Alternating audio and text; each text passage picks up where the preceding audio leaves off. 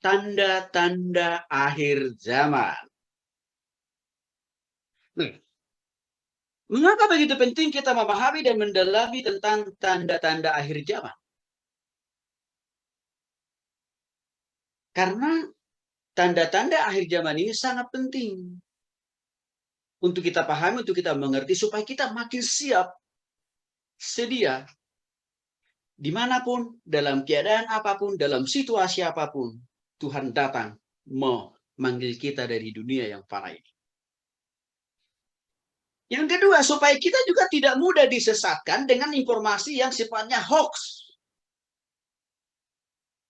Yang seringkali kita dengar, oh katanya Yesus sudah datang di Matraman. Yesus sudah datang di Papua. Yesus sudah datang di Kalimantan. Yesus sudah datang di Sulawesi. Yesus sudah datang di Danau Toba. Bahkan Yesus katanya sudah datang juga dari Korea, termasuk dari China. Hari-hari ini kan ada Yesus-Yesus palsu, Bapak-Bapak, Bapak-Ibu. Bahkan hari-hari ini orang mudah sekali menjustifikasi. Ya, waktu datang COVID-19 2 tahun yang lalu, Bapak-Bapak, Ibu yang dikasih oleh Tuhan Yesus Kristus, ada juga orang yang mengatakan, wah Tuhan Yesus sudah mau datang nih. Kenapa? Karena penyakit sampar dalam PL. Ya, udah datang katanya. Dan banyak yang terpapar dengan berita hoax itu, Bapak Ibu. Maka disitulah salah satu pentingnya kita memahami dan mengerti. Ya, topik yang ini tentang tanda-tanda akhir zaman.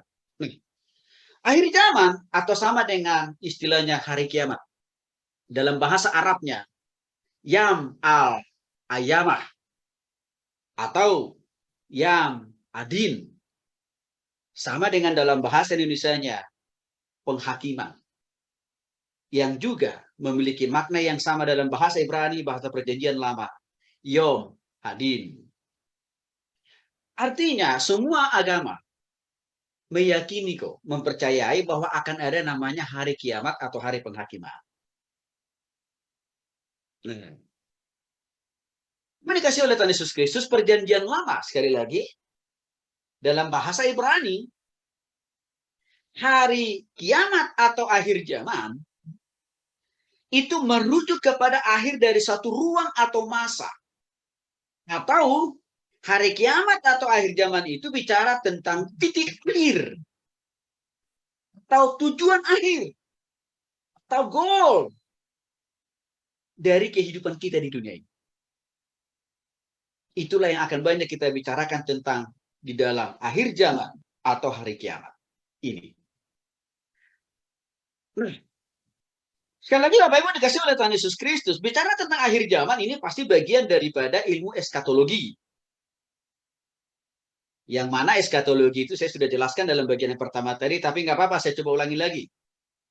Berasal dari dua kata, yaitu bahasa Yunani, ya, yang artinya dalam bahasa Indonesia adalah studi tentang apa indikasi atau tanda bukti, ya, yang akan terjadi dan akan kita lihat sebelum Tuhan Yesus datang. Jadi eskatologi Kristen adalah studi mengenai nasib akhir umat manusia pada akhir zaman dari sudut pandang kekristenan, sesuai dengan apa yang digariskan, yang dicatatkan, yang dituliskan oleh Alkitab. Artinya Bapak Ibu yang dikasih oleh Tuhan Yesus Kristus, konsep hari kiamat, konsep akhir zaman, konsep tanda-tanda kedatangan Tuhan Yesus yang kedua kali berbeda. Ya. Dari apa yang dituliskan dalam Alkitab dengan apa yang diyakini oleh saudara kita yang lain. Berbeda. Maka untuk itu juga, surganya juga berbeda. Jalannya juga beda. Kalau kita jalannya jelas. Ya, tidak ada yang sampai kepada Bapa kalau tidak melalui aku. Kata Yesus kan dalam kisah dalam Yohanes. Jadi memang dalam hal ini kita harus pisahkan nih. Ya, konsep ya surga, konsep akhir zaman di dalam Alkitab dengan keyakinan yang lain memang beda. Dan saya kira kita nggak perlu mengcopy paste. Ya, konsep akhir zaman, konsep surga yang dimiliki oleh agama lain di dalam keyakinan kita. Karena Alkitab kita cukup komprehensif memberikan penjelasan yang lugas dan tuntas atas semua hal itu, Bapak Ibu. Sebenarnya bicara tentang akhir zaman atau eskatologi, ini banyak disinggung sebenarnya Bapak Ibu di dalam kitab-kitab perjanjian lama. Jadi jangan lupa ya, bicara tentang eskatologi atau akhir zaman tidak hanya melulu disinggung, dicatat, diuraikan di dalam PB. Enggak, ada juga banyak di dalam kitab-kitab perjanjian lama. Sebut saja misalkan Bapak Ibu, Nabi di dalam kitab Yesaya kan banyak disinggung tentang zaman yang akan terjadi di mana Yesus akan datang. Bahkan di dalam Daniel pasal 12 ayat 4 lebih khusus nih. Dikatakan di sini, tetapi engkau Daniel, sembunyikanlah segala firman itu dan materaikanlah kitab itu sampai pada akhir zaman. Banyak orang akan menyelidikinya dan pengetahuan akan bertambah. Jadi artinya apa? Konsep eskatologi, konsep akhir zaman atau hari kiamat itu tidak hanya disinggung di dalam PB, tapi dalam perjanjian lama juga sudah banyak dijelaskan, khususnya di dalam dua kitab besar, kitab Yesaya dan juga kitab Daniel sendiri. Mengapa perlu disinggung di PL, khususnya di Yesaya dan Daniel tentang akhir zaman atau hari kiamat atau hari kedatangan Tuhan Yesus? Supaya ya tidak ada lagi pemahaman yang berbeda tentang konsep tanda kedatangan Tuhan Yesus yang kedua kali itu di perjanjian baru. Tidak berbeda dengan di perjanjian lama. Tujuan yang kedua apa? Supaya orang PB di perjanjian baru dan orang zaman kita sekarang harus juga paham dan yakin. Yesus yang datang kedua kali ke dunia ini adalah Yesus yang sudah dijelaskan dalam perjanjian lama. Yaitu dari keturunan Daud. Ini penting. Karena hari-hari ini begitu suburnya ajaran sesat yang mengkultuskan dirinya, yang mengklaim dirinya. Ya. Itu kedua. Ada yang orang Batak lah, ada yang dari China lah, ada yang dari Korea lah, kan macam-macam sekarang. Dan bahkan juga dari negara-negara lain. Maka untuk itu, PL dan PB menjelaskan, menguraikan Yesus yang sama. Yang datang dan tanda-tandanya juga sama. Sehingga tidak ada orang di kemudian hari mensabotase, ya, memaksakan dirinya, gue lah Yesus yang kedua kali datang ke dunia. Ya, maka penjelasan tentang eskatologi, akhir zaman atau hari kiamat itu sudah banyak disinggung dalam perjanjian lama. Lalu dimaksud dengan tanda-tanda zaman. Tanda dalam bahasa Ibrani-nya itu adalah dalam bahasa Indonesia-nya artinya adalah sesuatu untuk menyampaikan pesan istimewa. Sekali lagi, tanda itu artinya adalah sesuatu untuk menyampaikan pesan istimewa. Yang dalam bahasa Ibrani-nya adalah Dalam bahasa Yunani, tanda itu disebut semeion, yang artinya adalah tanda juga. Saya kasih contoh yang dimaksud dengan tanda. Misalkan tanda sunat. Jangan lupa Bapak Ibu ya, di PL. Sunat itu adalah tanda bahwa dia masuk kategori bagian daripada orang Israel yang percaya kepada Yesus. Ya, matahari. Tanda-tandanya matahari terbit dan terbenam kan kita udah tahu itu. Termasuk hari ini kita akan bahas tentang tanda kedatangan Tuhan Yesus yang kedua kali. Ini adalah sesuatu yang penting, yang artinya punya pesan, punya makna. Jadi nanti kita akan banyak mengulas tentang tanda-tanda kedatangan Yesus yang kedua kali sebelum dia datang, detik dia datang, setelah dia datang. Nah, maka dikasih oleh Tuhan Yesus Kristus, ada tanda-tanda yang miliknya Yesus. Artinya ini lebih mengarah kepada tanda kedatangan Tuhan Yesus maksudnya.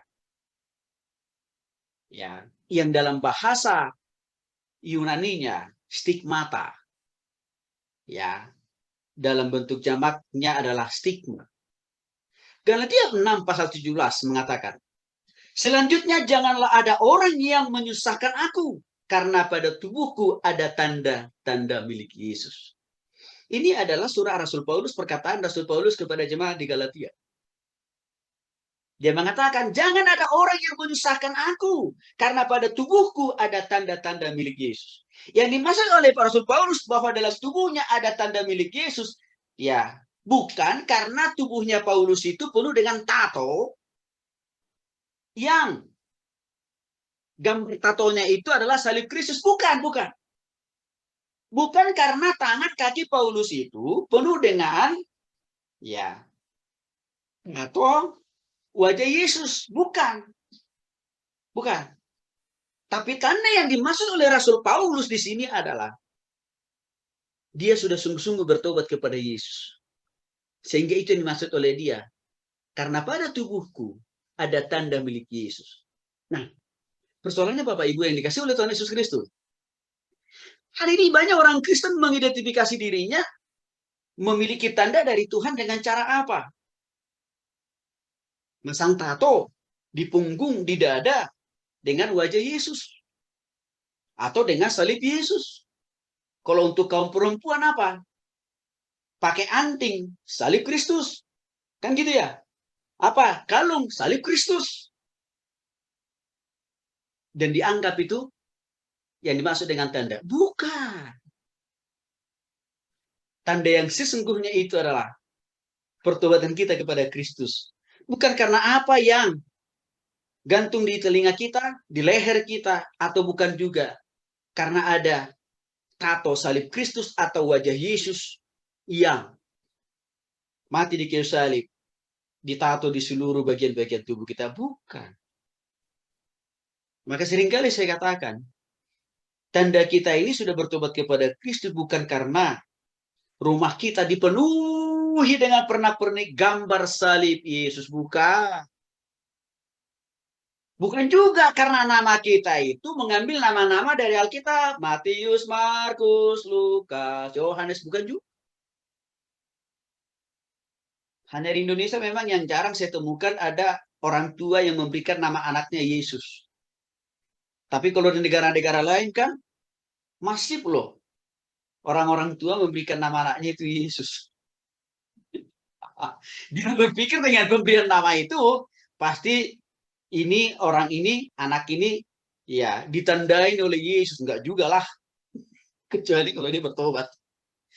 Karena secara signifikan Bapak Ibu, terlalu banyak orang Kristen saya katakan tadi, namanya Matius, Markus, Lukas, namanya mungkin Yesus. Bahkan saya katakan tadi, isi rumahnya dipenuhi dengan pernak-pernik salib Yesus, ya, patung Yesus atau Maria. Tapi apa? Nggak pernah tobat, nggak pernah terima Yesus.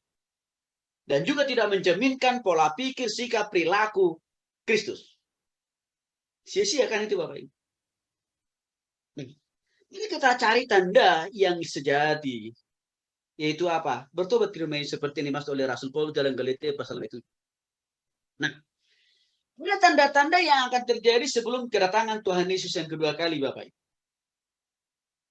Di mana tanda-tanda ini akan lebih dulu muncul, akan lebih dulu datang. Sebelum Tuhan Yesus datang. Dan tanda-tanda ini akan kita bagi dalam 3 kategori. Mari kita mulai lihat tanda-tanda yang akan terjadi sebelum kedatangan Tuhan Yesus yang kedua kali. Yang pertama adalah tanda yang menyatakan anugerah. Apa artinya di sini? Kesempatan. Anugerah artinya di sini apa? Peluang. Ya, untuk orang bertobat kepada Kristus. Itu yang dimaksud dengan tanda yang menyatakan anugerah. Saja jenis dan bentuk-bentuk dari tanda yang menyatakan anugerah. Ya, yang diberikan Tuhan kepada semua orang di dunia ini. Yang pertama, kita pindah dulu dalam Matius pasal 24 ayat 14. Perikles baca dulu. Matius pasal 24 ayat 14.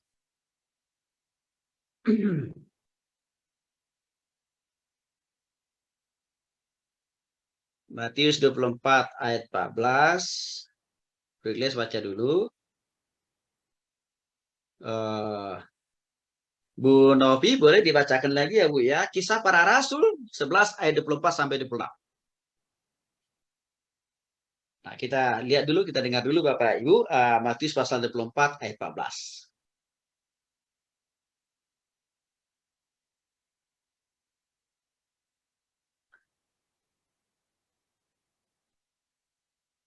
Oke. Baik. Nih.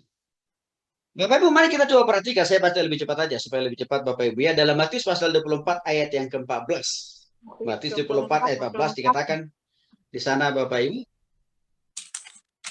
Ya, Matius 24 ayat yang ke-14. Demikian firman Tuhan. Dan Injil kerajaan ini akan diberitakan di seluruh dunia, menjadi kesaksian bagi semua orang. Sesudah itu barulah tiba kesudahannya. Artinya apa Bapak Ibu? Tanda yang pertama ya, sebelum Tuhan datang yang kedua kali adalah pemberitaan Injil. Pemberitaan kabar baik harus dilakukan kepada semua orang di dunia. Ya, Injil kerajaan ini dia akan diberitakan di seluruh dunia, menjadi kesaksian bagi semua bangsa. Barulah setelah itu Yesus akan datang. Nah, jadi Bapak Ibu dikasih oleh Tuhan Yesus Kristus. Seringkali ada orang bertanya begini, Pak Tony, kok kenapa Yesus belum datang-datangnya? Padahal rasa-rasanya Injil sudah diberitakan ke seluruh dunia. Saya bilang seringkali, saya jawabnya begini, ya Bapak Ibu jangan pakai perasaan. Gitu. Karena kenapa? Tuhan yang lebih tahu persis. Apakah betul Injil kerajaannya, berita pertobatan yang daripadanya, sudahkah diberitakan di seluruh dunia? Hanya Tuhan yang tahu persis. Apalagi saya bilang, Bapak Ibu tadi pakai perasaan tadi ngukurnya. Perasaan ibu itu kan hanya bisa berlaku untuk ibu sendiri. Untuk orang lain kan nggak bisa, saya bilang. Lalu saya tanya, ibu sendiri, Bapak Ibu sendiri sudah pernah beritakan Injil belum? Nggak bisa jawab dia. Karena nggak pernah beritakan Injil. Lalu bagaimana Bapak Ibu mengatakan? Rasanya Injil sudah diberitakan di seluruh dunia. Padahal Bapak Ibu nggak pernah beritakan Injil, saya bilang. Jadi Bapak Ibu dikasih oleh Tuhan Yesus Kristus. Kalau Tuhan Yesus hari ini belum datang, tidak berarti dia lupa. Tidak berarti dia lelet. Tidak berarti dia terlambat. Tidak berarti dia yang kerjanji. Bukan. Tapi karena memang berita pertobatan, pengampunan dosa alias Injil itu belum tersampaikan kepada semua bangsa. Belum memang. Ini deh. Itu alasannya sebenarnya kenapa dalam Matius pasal 28 ayat 18 sampai dengan 20 dikatakan pergi. Jadikan semua bangsa murid. Baptislah mereka di dalam nama Bapa, Anak, dan Roh Kudus. Artinya apa? Tugas pemberitaan Injil itu bukan hanya tugas para hamba Tuhan, para penginjil, misionaris, bukan. Tapi tugas kita semua kok. Siapa? Orang yang sudah mengecap, orang yang sudah mendapatkan, orang yang sudah merasakan pengampunan dosa dan hidup yang kekal. Artinya apa? Kita.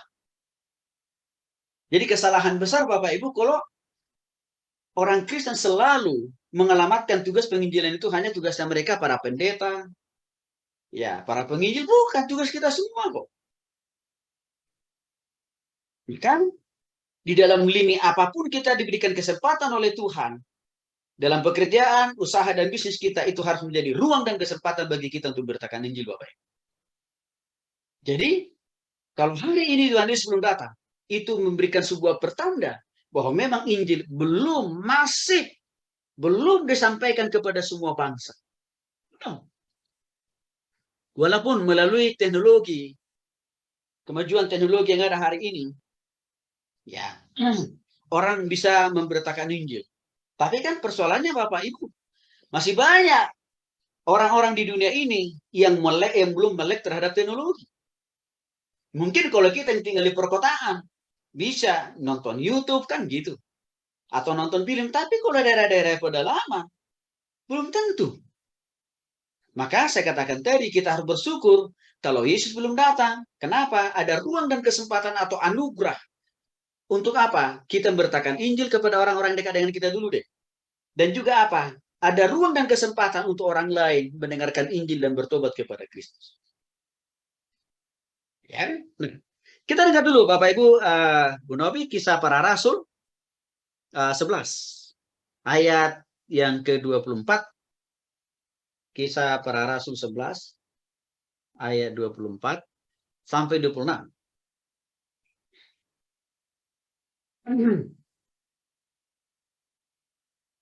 Kisah Para Rasul 11 ayat 24 sampai 26.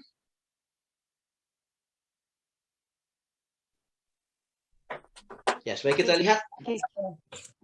Ya, silakan Bu. Rasul 11 ayat 26.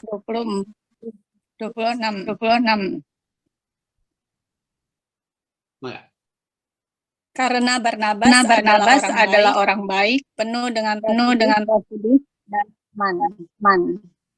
Jumlah orang dibawakan. Lalu pergilah Tarsus untuk mencari Saulus, dan setelah bertemu dengan dia membawanya ke Antiokhia. Mereka tinggal bersama dengan jemaat satu tahun sambil banyak orang. Di Antiokhia murid-murid itu pertama kali disebut Kristen. Baik, makasih. Ya, sampai 26. Oke. Ya. Jadi Bapak Ibu dikasih oleh Tuhan Kristus. Di sini kita lihat ada contoh figur yang jelas. Siapa? Barnabas. Ya, dikatakan Barnabas ini orang baik. Artinya udah bertobat ini Barnabas. Maka dikatakan dia juga penuh dengan Roh Kudus. Artinya dia hidup dipimpin oleh Roh Kudus. Ya, sejumlah orang dibawa kepada Tuhan. Oke. Jadi artinya apa? Barnabas begitu semangatnya dia memberitakan Injil karena dia tahu. Ya, masa-masa yang ada pada saat itu adalah kesempatan atau anugerah yang diberikan Tuhan untuk apa? Memberitakan Injil kepada sebanyak mungkin orang. Maka dia begitu semangat memberitakan Injil. Nah, tidak hanya Barnabas melakukan penginjilan itu, tapi juga dia melakukan hal yang sama juga. Ya. Lalu pergilah Barnabas ke Tarsus untuk mencari Saulus, dan setelah bertemu dengan dia, membawanya ke Antiokhia. Artinya Barnabas pun juga membawa Paulus untuk sama-sama memberitakan Injil lagi di Antiokhia. Dan produk atau hasil penginjilan yang mereka lakukan itu membuat orang-orang di Antiokhia itu bertobat. Dan orang-orang yang bertobat kepada Kristus di Antiokhia itu pertama kali disebut namanya Kristen. Jadi Bapak Ibu yang dikasih oleh Tuhan Yesus Kristus, arti kata Kristen itu pada dasarnya bukan agama ya, bukan agama Kristen, bukan. Ya. Arti kata Kristen itu bukan juga selalu memiliki arti dan maknanya pasti Protestan, enggak juga. Arti kata Kristen tidak selalu juga mengindikasikan itu pasti Katolik, enggak. Di arti kata Kristen berasal dari bahasa Yunani yaitu apa? Kristianos. Dalam bahasa Indonesia artinya apa? Orang yang sudah sungguh-sungguh bertobat kepada Kristus. Nah, itulah yang dialami oleh orang-orang di Antiokhia. Waktu Barnabas dan Saulus atau Paulus memberitakan Injil kepada orang-orang di Antiokhia, mereka sungguh-sungguh bertobat kepada Kristus. Dan waktu mereka bertobat kepada Kristus, maka disitulah mereka dikatakan Kristen. Artinya apa? Kristus sudah menjadi Tuhan dan Juru Selamat dalam hati mereka secara pribadi, lepas pribadi. Jadi Bapak Ibu dikasih oleh Tuhan Yesus Kristus, masa kesempatan kalau hari ini, detik ini Tuhan Yesus belum datang, saya katakan sekali lagi, bukan karena Yesus itu amnesia, bukan. Tapi memang karena Yesus memberikan anugerah dan kesempatan bagi orang bertobat kepada Kristus, tapi juga sekaligus bagi kita untuk memberitakan Injil kepada sanak famili, saudara kita, mereka bertobat kepada Kristus. Maka satu kesalahan besar. Kalau ada sebagian orang Kristen minta Tuhan cepat-cepat datang, tapi dirinya sendiri aja belum tentu sudah bertobat. Mungkin dia sudah bertobat, tapi bagaimana dengan istrinya, bagaimana dengan suaminya, bagaimana dengan anaknya, bagaimana dengan orang tuanya, bagaimana dengan mertuanya? Kan belum tentu juga bertobat. Maka harusnya tanda anugerah ini Bapak Ibu harus kita pergunakan mumpung selagi kita masih ada di dunia ini. Untuk apa? Memberitakan Injil. Maka itulah alasannya Bapak Ibu yang dikasih oleh Tuhan Yesus Kristus. Ya. Baik saudara yang ambil jurusan sarjana teologi, pendidikan Kristen, master teologi, Master Pendidikan Kristen, bagi kita wajib ya mengikuti mata kuliah penginjilan. Karena kenapa? Penginjilan itu sesuatu hal yang masih dan harus terus kita lakukan. Ya, sayangnya Bapak Ibu, saya udah pernah kuliah di berbagai kampus. Kadang-kadang saya lihat orang dibimbing, orang diajari dari sampai sarjana teologi, sampai master teologi, master pendidikan, bahkan sampai doktor teologi, doktor pendidikan pula. Tapi nggak pernah diajar orang itu bagaimana memberitakan Injil. Sayang itu gelar, karena tidak punya dampak dalam kacamata Tuhan. Itu adalah tanda pemberitaan Injil ke seluruh dunia. Jadi sekali lagi Bapak Ibu, kita nggak usah meragukan kedatangan Tuhan. Dia pasti datang kok. Tapi pertanyaannya adalah, adakah kita sudah melakukan bagian kita yang dipercayakan Tuhan kepada kita setelah kita mendapatkan kasih anugerah dan pertobatan itu dengan cara memberitakan ini jadi pertanyaan besar. Seringkali ini yang belum dilakukan, tapi sudah menuntut Tuhan datang. Hal yang berikutnya Bapak Ibu dikasih oleh Tuhan Yesus Kristus.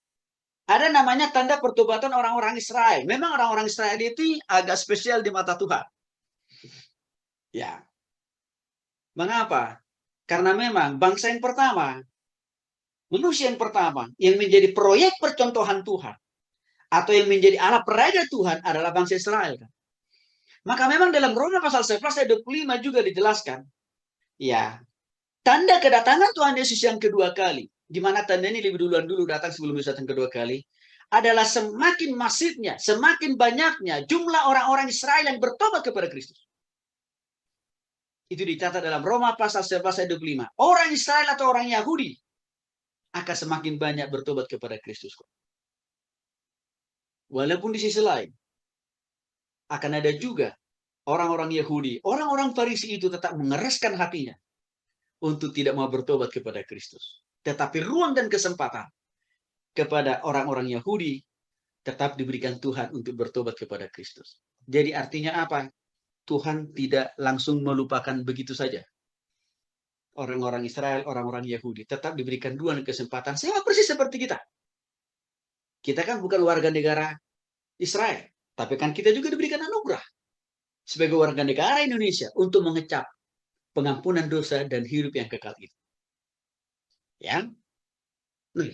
Yang ketiga Bapak Ibu, ada yang menyatakan perlawanan terhadap Allah. Oke, berarti ini bicara masalah tentang bagaimana tanda-tanda ini ya menjadi upaya untuk melawan Tuhan. Dan tanda-tanda ini saya katakan tadi, lebih duluan datang, lebih duluan hadir, lebih duluan kita rasakan ini sebelum Tuhan Yesus datang. Apa saja itu? Penganiayaan akan dialami semua orang, termasuk saudara dan saya orang percaya. Atau nih, kalau bagi orang percaya, orang yang sudah bertobat dianiaya, mengalami penganiayaan, mengalami kesukaran dan penderitaan, buat apa kita harus bertobat secara pribadi buru-buru? Ntar dulu Bapak Ibu. Oke.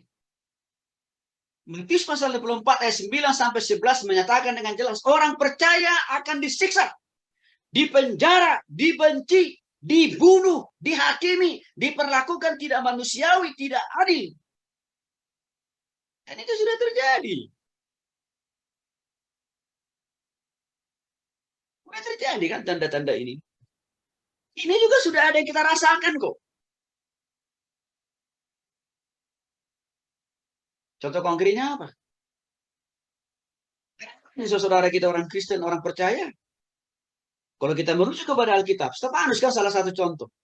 Karena imannya kepada Kristus, dia harus disiksa, dilempari atau dirajam sampai mati. Oke. Ada orang di penjara, Paulus kan di penjara kan Bapak Ibu. Lebih dari 3 kali loh Paulus di penjara.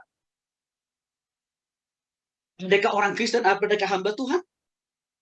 Pendeta, pastor, penginjil yang hari-hari ini mengalami penyiksaan, penjara? Ada banyak. Bu Novi bisa ceritain sama Mas Wahyu itu. Mereka punya pengalaman khusus begitu. Oke. Ada yang dibunuh? Ada.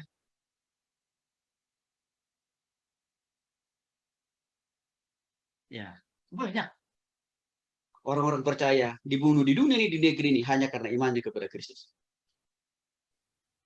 Itu tandanya. Dan itu kan sudah ini kan sudah dan sedang terus berlangsung hari-hari. Walaupun saya katakan tadi kita orang percaya. Tapi Bapak Ibu ini dikasih oleh Tuhan Yesus Kristus, jangan langsung menjadi iman kita goyang ya. Aduh, kalau begitu Pak Tony, kalau saya juga harus mengalami penyiksaan, pemenjaraan, pembunuhan, ya berarti nggak ada gunanya dong saya bertobat kepada Kristus. Nanti dulu lah. Masih ingatkan Bapak Ibu tadi, kita bisa saja mati secara jasmania, tapi roh kita tetap hidup di dalam tangan Tuhan. Maka tadi kan dikatakan dalam bagian yang pertama tadi kita sudah bahas. Kita tidak perlu takut terhadap manusia yang bisa mengambil nyawa kita. Tapi kita harus lebih takut terhadap Tuhan. Mengapa? Manusia bisa membunuh kita. Manusia bisa menyiksa kita. Manusia bisa memenjarakan kita karena Injil Kristus. Tetapi waktu kita dibunuh misalkan, roh kita di dalam genggaman tangan kasih Tuhan. Roh kita tetap hidup di surga. Maka untuk itulah Rasul Paulus katakan, bagiku Kristus adalah, ya, bagiku hidup adalah untuk Kristus, dan mati pun adalah keuntungan, kan? Ini kan sudah terjadi. Di samping itu Bapak Ibu, ya, semakin banyak orang yang belum sungguh-sungguh bertobat kepada Kristus, apa? Murtad. Jadi, orang yang murtad meninggalkan Kristus, itu indikasi, itu tanda orang itu belum bertobat sebenarnya. Maka seringkali ada pertanyaan, Pak Tony, mungkin nggak orang yang beragama Protestan atau Katolik murtad? Yes, bisa. Potensinya ya. Bisa. Kan orang yang beragama Protestan atau Katolik belum tentu sudah sungguh-sungguh bertobat. Maka saya lihat orang-orang yang murtad itu rata-rata yang hanya berhenti menjadi penganut agama Protestan Katolik. Dia anggap itu sudah cukup menjadi segala-galanya. Maka waktu ada tawaran di luar sana meninggalkan agama Protestannya, agama Katoliknya, langsung cabut itu. Maka Bapak Ibu kan ada banyak contoh-contoh kasus orang bolak-balik. Awalnya dia dari seberang, agama seberang, lalu tiba-tiba dia pindah agama Protestan atau Katolik. Gak lama kemudian balik lagi dia. Saya sih nggak aneh melihat itu. Karena kenapa? Karena itu namanya bukan orang bertobat. Dia hanya cuma ganti casing agama. Dia hanya cuma ganti KTP. Tapi kalau orang sudah sungguh-sungguh bertobat kepada Kristus, tidak akan pernah murtad. Karena roh Allah akan mengingatkan, menopang, dan menolong kita setia sampai akhir. Walaupun kita mengalami siksaan, walaupun kita mengalami pemenjaraan, bahkan walaupun kita bisa mengalami kehilangan nyawa sendiri. Apalagi yang akan terjadi di dalam Matius pasal 24, 9-11. Semakin subur dan berkembang ajaran-ajaran palsu, nabi-nabi palsu. Siapakah mereka ini? Ini ada di sekitar kita. Nabi palsu, ajaran palsu, gereja palsu, persekutuan palsu, Yesus palsu, Tuhan palsu, yang mereka hadirkan ini. Contohnya adalah gereja Tuhan yang Maha Kuasa yang dari China, yang menubatkan perempuan, ya, Yesus mereka itulah perempuan. Ya. Dan mereka ini lagi masih-masihnya nih di media sosial dengan mendompleng, dengan memakai, ya, aksesoris atau cara berpakaian pastor, pendeta, suster, mereka pakai semua itu untuk menipu orang. Dan mereka seringkali di awal membagikan ayat-ayat firman Tuhan. Mereka memakai ayat-ayat firman Tuhan dari Alkitab kita. Tapi itu ujung-ujungnya adalah menyeret dan membawa orang-orang yang percaya, ya, tanpa berpikir kritis untuk apa? Ujungnya percaya kepada Tuhan mereka yang perempuan itu. Siapa lagi? Saksi Yehova. Saksi Yehova ini termasuk salah satu ajaran sesat yang sudah muncul sejak dari sejarah awal mula gereja. Zaman terus berkembang dan bertambah maju, saksi Yehova juga terus mengikuti perkembangan zaman. Ini kan tantangan bagi gereja Tuhan. Ya. Siapa lagi? Ya, pondok nabi. Ya. yang Tuhannya itu adalah mengapin si buaya. Ya. Terus apa? Gereja mana lagi? Mormon. Ya, yang saya singkat dengan MM. Nah, ini tanda menyatakan perlawanan terhadap Allah. Yang lebih khusus lagi, penganiayaan akan dialami semua orang percaya. Yang berikutnya dalam Lukas pasal 23 ayat 27 sampai 31. Orang percaya berpotensi mengalami penderitaan. Apa misalkan? Penyakit, kecelakaan, kejatuhan dalam usaha bisnis. Bahkan juga mungkin kebangkrutan. Termasuk juga orang percaya bisa mengalami kesulitan dalam masalah ekonomi.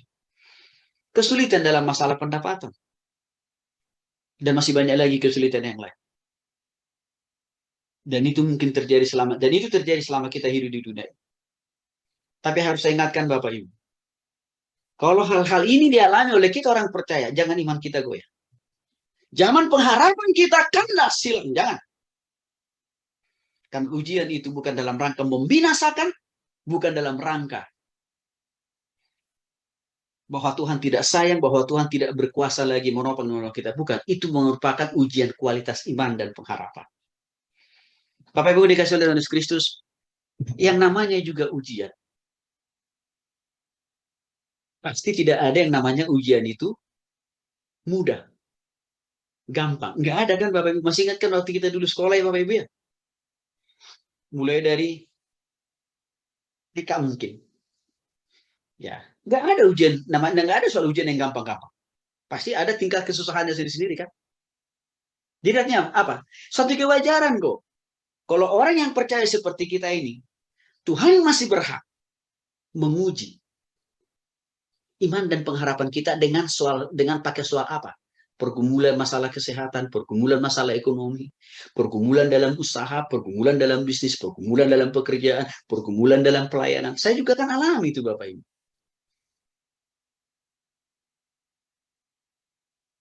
Minggu lalu waktu pas kita lagi libur, ya, saya juga punya pergumulan. Pergumulannya apa? Anak saya masuk rumah sakit 1 minggu karena demam berdarah. Hari Jumat pagi pagi dia masuk. Baru kembali ke rumah itu hari Rabu. Nah, bayangin Bapak Ibu. Ya, saya hanya hidup untuk dan oleh untuk melayani Tuhan kan gitu. Tapi saya juga tetap dibentuk Tuhan.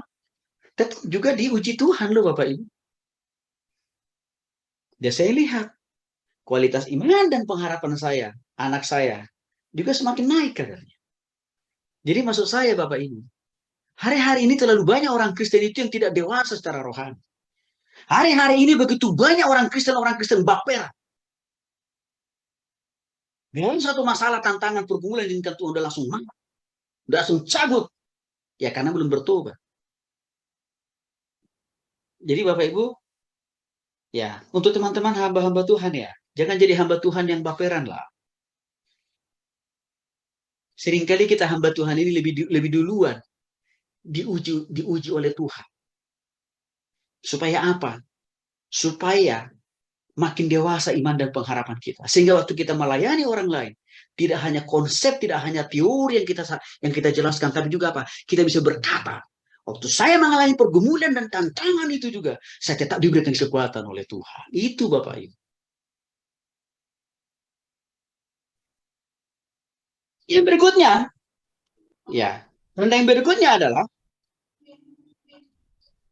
semakin bertambah banyak orang yang belum sungguh-sungguh bertobat. Akhirnya mereka murtad sebelum kedatangan Tuhan Yesus yang kedua kali. Di sisi lain, makin subur dan berkembangnya ajaran sesat dan nabi-nabi palsu. Matius pasal 24 ayat 13 sampai 12 mengatakan di sana banyak orang akan murtad karena belum sungguh-sungguh bertobat. Maka Bapak Ibu yang dikasih oleh Tuhan Yesus Kristus, ada korelasi yang kuat ya antara kemurtatan ini dengan penginjilan. Makanya tadi di awal kan, tanda anugerah, pemberitaan Injil kan itu, ruang, kesempatan orang bertobat atau memberitakan Injil. Itu menjadi penting harus kita manfaatkan. Supaya apa? Mempersempit ruang dan kesempatan untuk orang murtad. Karena orang yang murtad itu sebenarnya orang yang belum sungguh-sungguh bertobat. Jadi jangan heran Bapak Ibu, kalau di zaman akhir ini atau kalau di akhir zaman ini, makin sering kita dengar lewat berbagai media elektronik, media sosial, oh dulu orang ini hamba Tuhan, pendeta, pelayan, penginjil. Oh, tiba-tiba udah murtad, nggak aneh. Biasa aja. Karena kenapa? Ya emang belum bertobat. Tapi kok bisa pendeta, hamba Tuhan, penginjil bisa belum bertobat? Oh iya betul. Bisa kok.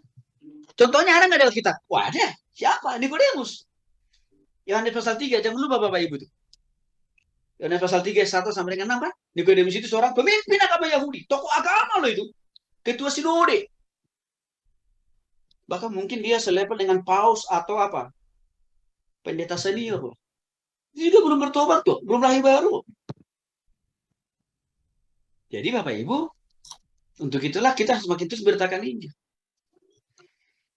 Apalagi yang akan terjadi? Saling mengkhianati di antara sesama orang Kristen. Kan ini terjadi. Ya. Saya pernah mendengar kesaksian seorang teman saya pendeta. Rupanya gerejanya itu ditutup Bapak Ibu. Karena ada gereja lain membayar ormas. Untuk apa? Mengintimidasi gereja teman saya ini. Sehingga setiap hari Minggu ormas itu datang sweeping tuh. Jemaahnya lama-kelamaan takut juga lah. Sehingga apa yang terjadi? Gereja teman saya ini mati. Usut punya usut. Rupanya suatu saat pemimpin ormas itu ngaku ke teman saya ini yang pendeta ini. Dia bilang, Pak Pendeta, jangan salahkan saya ya. Kalau gerejamu, jemaatmu udah hilang. Karena bukan saya yang salah. Lalu teman saya ini bilang, loh kenapa kau bilang begitu? Orang kamu yang mengintimidasi saya dan jemaat saya kok. Sebenarnya, saya lakukan itu bukan karena kehendak saya. Bukan kemauan saya. Loh, maksudku gimana? Saya dibayar oleh gereja sebelah katanya. Aduh. Itu kan bentuk saling mengkhianati.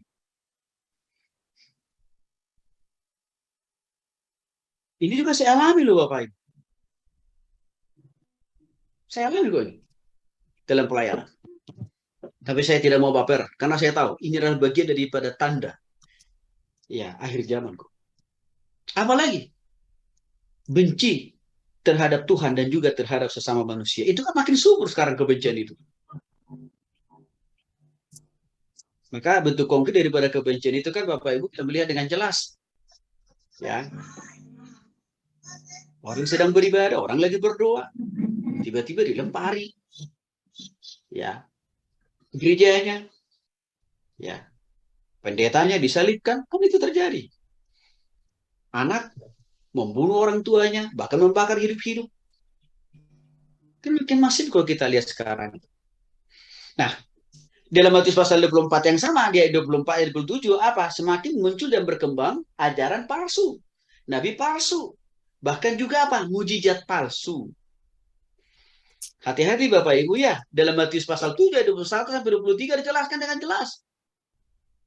Ya. Ada orang yang berseru. Tuhan, Tuhan. Ya. Ini melakukan mujizat memakai nama Tuhan. Mengusir setan memakai nama Tuhan. Menyembuhkan orang yang sakit memakai nama Tuhan. Tapi ayat 23 apa respon Tuhan? 3 hal. Aku tidak pernah mengenal engkau. Yang kedua, semua yang kau perbuat itu jahat. Yang ketiga Tuhan bilang, engkau tidak layak di hadapan. Ya, jadi Bapak Ibu dikasih oleh Tuhan Yesus Kristus. Ya, kita harus kritis ya. Jadi jangan langsung kita terhipnotis dengan mujizat-mujizat palsu. Saya tidak anti mujizat loh Bapak Ibu. Dengan kasih anugerah Tuhan, lebih dari 20 tahun perjalanan melayani Tuhan, pernah kok dipakai Tuhan melakukan mujizat. Tapi yang mau saya katakan di sini adalah, ya, kita tidak boleh serta-merta mempercayai hal. Kalau yang namanya kesembuhan itu pasti semuanya mujizat yang dari Tuhan. Pakai kuasa belum tentu. Karena pada dasarnya iblis juga bisa menyalurkan, mendistribusikan kasih kuasanya untuk memberikan kesembuhan, kasih kuasanya untuk berikan apa? Berkat, kasih kuasanya untuk berikan orang apa? Kaya raya kan bisa. Ya, jadi hati-hati juga kita nih. Masalah mujizat-mujizat palsu ini. Ya.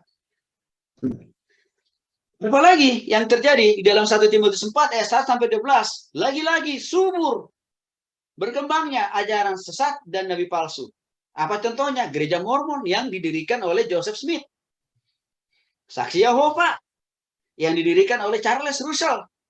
Dan terus ditumbuh kembangkan oleh Joseph Rutherford.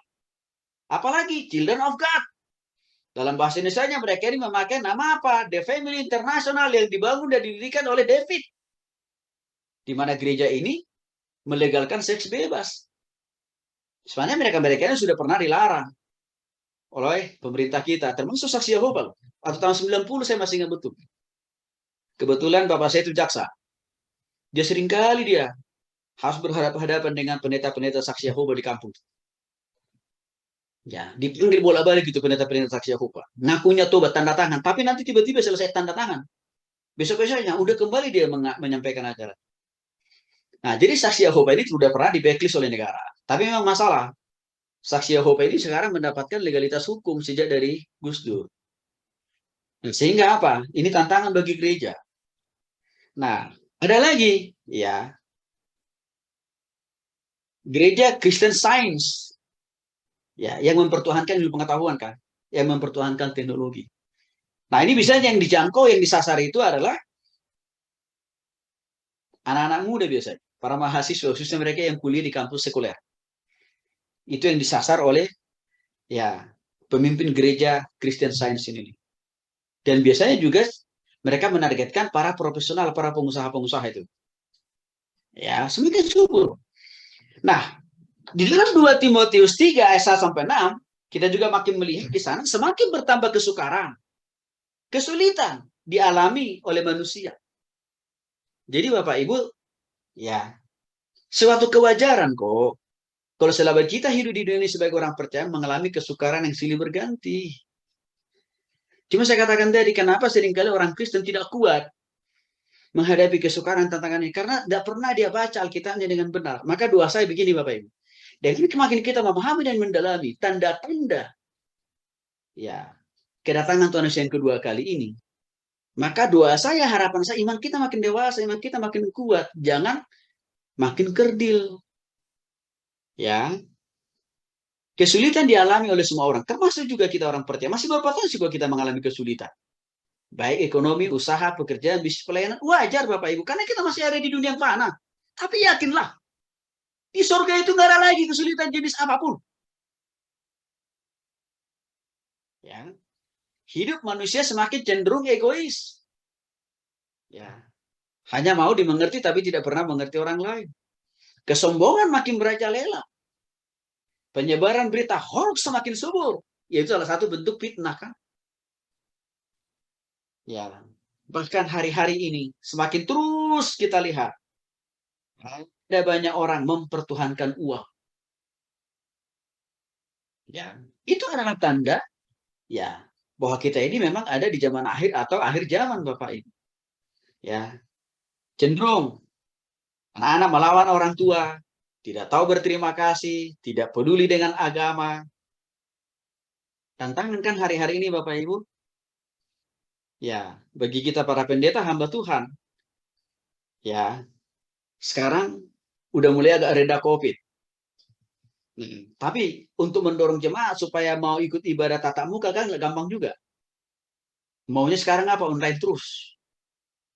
Di sisi lain, itu jadi kesempatan juga untuk orang-orang Kristen malas tidak mau ibadah datang ke gereja kan. Ini adalah bagian dari apa yang sudah dicatatkan dalam Alkitab bahwa tingkat kepedulian orang terhadap Tuhan dan agama makin rendah. Dan ini kita sekarang ada dalam posisi itu. Ya. Terus apa lagi? Kecenderungan untuk tidak mengasihi Tuhan dan sesama. Itu makin muncul kok. Ya, coba Bapak Ibu yang dikasih oleh Tuhan Yesus Kristus. Kasus yang sedang ditangani oleh polisi itu. Cukup malu kan? Karena kenapa? Pemimpinnya agamanya Kristen. Yang dibunuh, yang dianiaya, yang dicincang, yang dipotong orang Kristen pula. Malu kan? Bapak Ibu tuh. Artinya apa? Kasih terhadap sesama saudara seiman itu makin kandas, makin tipis. Ya, kecenderungan orang sulit untuk mau mengambil jalan berdamai dengan sesamanya kalau ada konflik. Maunya apa? Udah, maju terus sampai ke pengadilan. Gitu ya. Suami istri yang lagi bertempur juga begitu. Didamaikan oleh Pak Pendeta, didamaikan oleh pengacara. Pokoknya cerai. Begitu. Ya. Apalagi pola berpikir ala kadrun. Ini juga makin dimiliki oleh sebagian orang Kristen loh. Ya, pola berpikir ala kadrun. Artinya apa? Kurang ilmu. Udah salah, ngotot pula. Kan kira-kira begitu. Terus apa lagi? Sok tahu, menuruti hawa nafsu, dan hidup terus di dalam kedagingan. Semua ini kan sedang ada dan terus berkembang di sekitar kita sebenarnya. Sebagai bukti, bahwa sebenarnya kita memang ada di dalam tanda-tanda kedatangan Tuhan Yesus yang kedua kali. Lalu yang berikutnya, munculnya antikristus. Apa itu antikristus? Kata antikristus dalam bahasa Yunani, antikristos, yang terdiri atas dua kata. Anti artinya apa? Melawan, menentang, atau beroposisi dengan Tuhan. Sedangkan Kristos artinya adalah Kristus yang diurapi, Mesias, dan Sang Juru Selamat. Itu asal kata dasar daripada antikristus. Di samping itu, antikristus itu juga kita temukan di dalam pengertian yang lain. Ya, yaitu apa? Pseudokristos. Artinya apa? Kristus palsu. Sekali lagi Bapak Ibu ya. Antikristus itu sama juga dengan artinya apa? Kristus palsu. Artinya bukan Yesus Kristus yang pernah lahir di kandang domba. Lalu dia mati di kayu salib. Bukan itu. Tapi ini Kristus palsu. Tanda kutip saya kasih di situ. Dalam Matius pasal 24 ada sangat jelas. Sebab Mesias palsu dan nabi-nabi palsu akan muncul. Dan mereka akan mengadakan tanda-tanda yang dahsyat dan mujizat-mujizat sehingga sekiranya mungkin mereka menyesatkan orang-orang pilihan. Jadi Bapak Ibu dikasih oleh Tuhan Yesus Kristus. Kristus palsu itu sama dengan nabi-nabi palsu, Mesias palsu yang memakai mujizat palsu, menyembuhkan orang yang sakit, menawarkan kekayaan dunia dengan ala cara dia, gaya dia. Tapi Bapak Ibu tahu tujuan misi semuanya di balik itu tidak lain tidak bukan menarik hati orang itu untuk tidak lagi percaya kepada Tuhan Yesus Kristus yang pernah lahir di kandang domba, lalu mati di kayu salib, dan bangkit pada hari yang ketiga. Jadi istilahnya Kristus palsu ini atau antikristus ini, juga mereka memasang iklan. Menawarkan jasa-jasa kesembuhan dan mujizat, tapi semuanya palsu Bapak Ibu. Karena motif mereka menarik hati orang itu untuk jauh kepada dari Kristus. Kristus palsu, ya, atau dalam istilah lain saya katakan tadi, pseudokristos adalah seseorang yang berpura-pura menjadi Kristus. Padahal lama-kelamaan dia sendiri yang akan mengkultuskan dirinya sebagai Kristus. Ya. Antikristus dalam bahasa lain, antikristos adalah seorang yang berlawanan atau membentuk posisi, ya, usaha, upaya, taktik, dan strategi untuk menentang Tuhan Yesus Kristus dengan berbagai cara, dengan berbagai pola, dengan berbagai strategi. Bahkan mereka ini akan mengatakan dengan tegas dan lugas bahwa Yesus Kristus itu bukan Tuhan, boro-boro juru selamat. Dan akhirnya mereka katakan, gue lah yang menjadi Tuhan dan juru selamat. Dan ini yang dipopulerkan oleh para pemimpin ajaran-ajaran sesat itu kan Bapak Ibu. Jadi saya berharap Bapak Ibu makin nangkap siapa yang dimaksud dengan antikristus itu ya.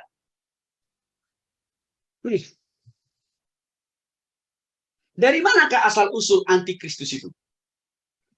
Kadang-kadang kita terlalu seujon juga dengan agama lain. Dengan kepercayaan lain.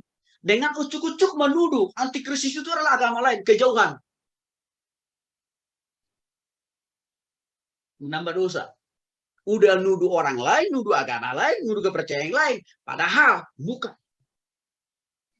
Tahukah Bapak Ibu, antikristus itu berasal dari kalangan orang Kristen kok, tapi belum bertobat. Itu masalahnya.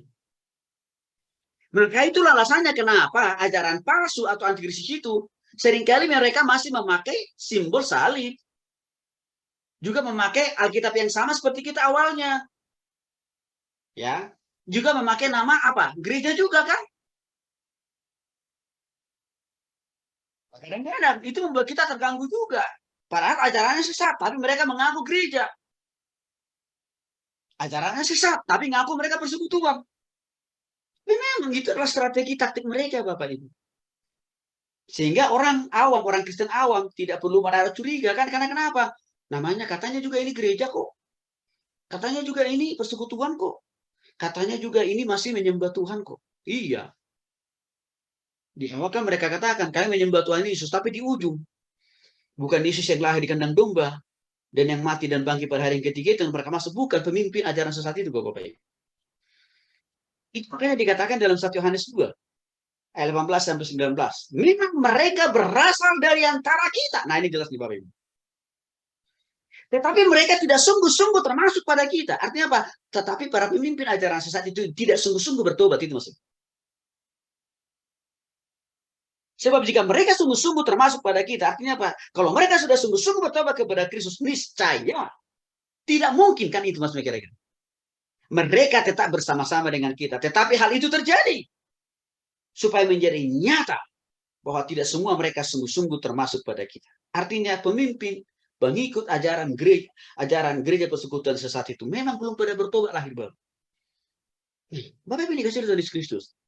Negeri kita Indonesia tercinta ini sangat mudah loh dipengaruhi, disusupi oleh ajaran sesat itu. Dan kelihatannya mereka tahu. Ya, pemimpin gereja persekutuan sesat itu tahu. Walaupun di Indonesia ini banyak orang Kristen, tapi mereka tahu. Iya, masih tetap lebih banyak orang belum sungguh-sungguh bertobat lahir baru kan? Mereka melihat ada satu ruang peluang dan kesempatan untuk apa? Menyesatkan orang-orang Kristen di negeri ini. Maka pesan saya Bapak Ibu khususnya bagi kita para pendeta ya. Tolong supaya jemaat kita itu sungguh-sungguh diinjili bertobat terima Yesus Bapak Ibu. Karena kalau enggak mereka berpotensi disesatkan. Sebab penyesatan mereka itu kan sangat begitu canggih. Ajarannya sangat masif, mereka kirimkan lewat Facebook kan. Dan coba Bapak Ibu lihat. Ya. Itu grup Facebook dengan apa? Foto profil Yesus loh. Tapi kalau ditelisik lebih jauh ke dalam, wah, itu Yesus palsu. Nah, kalau kita mungkin yang sudah belajar teologi, paham kan? Tapi kalau jemaat nggak paham saya lihat. Amin, amin, amin. Saya sering lihat itu. Amin, amin, amin, amin. Nah, gara-gara kayaknya saya langsung masukin firman Tuhan. Bapak Ibu, tobat. Jangan cuma nyamin amin. Ini ajaran sesat ini saya bilang. Buktinya apa? Ini, Tuhan mereka ini beda dengan Tuhan kita. Kita mereka ini loh. Jadi saya, aduh kasihan juga ya. Ya puji Tuhan Bapak Ibu. 1-2 ada yang kembali kepada Kristus. Ya, karena beberapa orang bilang begini, Pak Tony makasih ya. Pengajaran Bapak, khotbah Bapak, nolong saya untuk kembali kepada Kristus yang benar. Ya puji Tuhan saya bilang. Tapi kamu jangan balik lagi kau ke sana saya bilang. Tapi masih banyak loh Bapak Ibu yang muda sesat. Ya. Antikris akan muncul pada akhir zaman pada saat Yesus. Artinya apa? Semakin hari, bulan, minggu, dan tahun, antikristus itu akan semakin terus kita lihat dari waktu ke waktu. Itu maka saya katakan tadi Bapak Ibu, media mereka begitu luar biasa memakai media sosial. Ya. Tapi ada kabar baik. Walaupun antikris atau pengajar palsu itu makin terus menyebarkan ajarannya, ya ada waktunya Tuhan kok akan mengakhiri semua itu. 2 Tesalonika 2 ayat 8 mengatakan, pada waktu itulah si pendurhaka baru akan menyatakan dirinya, tetapi Tuhan Yesus yang membunuhnya dengan nafas mulutnya dan akan memusnahkannya kalau ia datang kembali. Akhir atau ending daripada ajaran sesat atau antikristus itu waktu Tuhan Yesus datang yang kedua. Closingnya di sana. Tapi ada yang masih bisa kita lakukan sebelum closing itu datang, dari Tuhan Yesus datang kedua kali. Apa yang bisa kita lakukan? Melakukan pencerahan, mengajar, memberitahukan kepada orang-orang kita layani kan Bapak Ibu. Jadi nggak usah juga kita serahkan semuanya kepada Yesus. Karena kan ada bagian kita kan yang terpercayakan kan. Ada bagian Yesus gitu maksudnya. Antikristus. Terakhir, antikristus di samping melawan Kristus. Tapi juga mereka Bapak Ibu. Ya, tantangan juga mereka akhirnya menobatkan diri menjadi Kristus. 2 Tesalonika 2 mengatakan, ya, yaitu lawan yang meninggikan diri di atas segala yang disebut atau yang disembah sebagai Allah. Bahkan dia duduk di bukit Allah dan mau menyatakan diri sebagai Allah. Jadi memang, ya, ajaran sesat, nabi palsu, Kristus palsu itu ujungnya, ya, diri mereka sendirilah yang akan mereka nobatkan, yang akan mereka umumkan, yang akan dipertuhankan. Ujungnya ke sana. Cuma memang di awal nggak mungkin mereka mengatakan, gue Yesus ya, nggak mungkin ya. Orang langsung a priori kan. Tapi nanti pelan-pelan dulu dipengaruhi. Kalau hadiran orang itu sudah berpaut atau percaya 100% kepada pemimpin ajaran saat ini, udah. Tinggal mengumumkan saja, gue lah Yesus, kan kira-kira begitu. Rata-rata itu pola pemimpin ajaran persekutuan gereja sesat itu Bapak. Ya, meninggikan dirinya, menjadikan dirinya menjadi Tuhan Yesus. Itulah sebenarnya antikristus. Ya, kita lihat ciri-ciri atau tanda-tanda detail daripada antikristus itu. 2 Tesalonika 2 ayat 3 jelas. Antikris itu dikatakan suka menyesatkan dan memurtadkan serta memotivasi orang untuk melawan Tuhan. Inilah ciri antikristus. Suka menyesatkan, suka memurtadkan, dan mendorong orang untuk melawan Tuhan. Ini ciri yang pertama antikristus. Maka sudah pasti saya katakan di awal tadi, orang ini kan orang yang belum pada bertobat ini sebenarnya. Sehingga, ya, mereka-mereka ini bertemu dengan orang-orang yang belum bertobat. Apa kira-kira yang terjadi Bapak Ibu? Kan nggak susah menyesatkan mereka kan? Nggak susah memurtadkan mereka kan? Nggak susah mendorong mereka itu untuk bakar gereja. Padahal itu gerejanya kan kira-kira begitu. Nggak susah mendorong orang-orang yang belum bertobat itu untuk apa? Membunuh pendetanya. Nggak susah itu. Karena belum bertobat.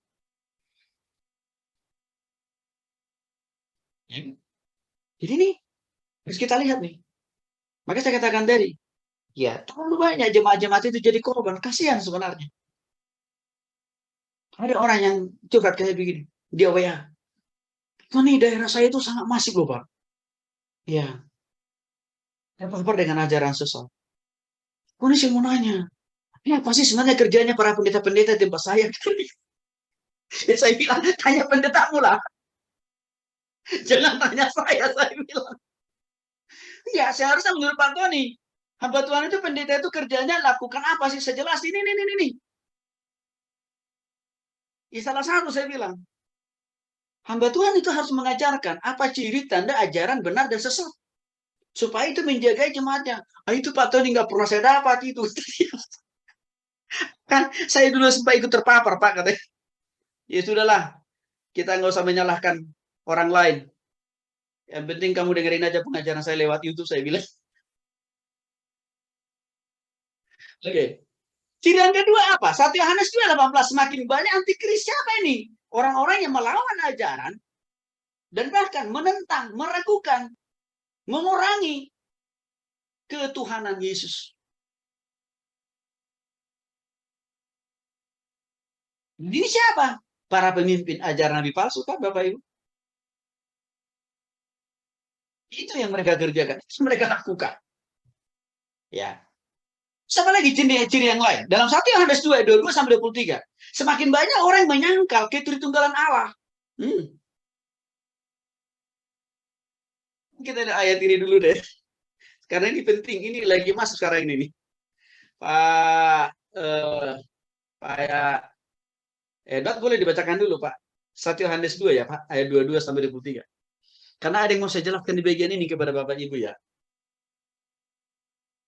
1 Yohanes 2 ayat 22 sampai 23, Pak. 1 Yohanes 2 ayat 22 sampai 23.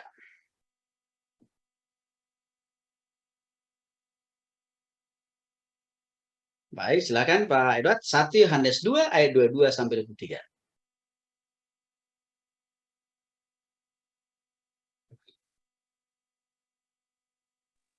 Baik. Ciri tanda antikris. 1 Yohanes 2 ayat 2 sampai 23. Demikianlah firman Tuhan.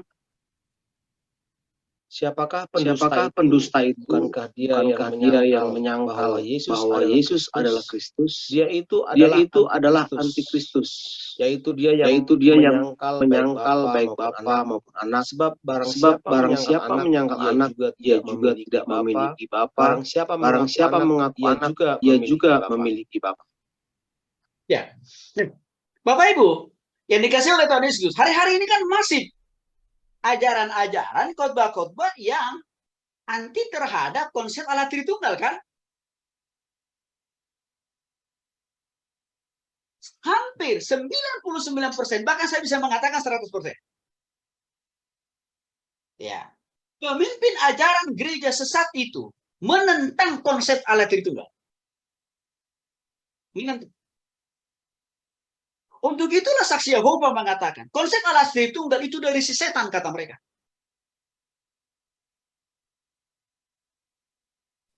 Juga mereka katakan, Roh Kudus itu bukan roh Allah, tapi apa? Kekuatan Allah, makin sesat pula.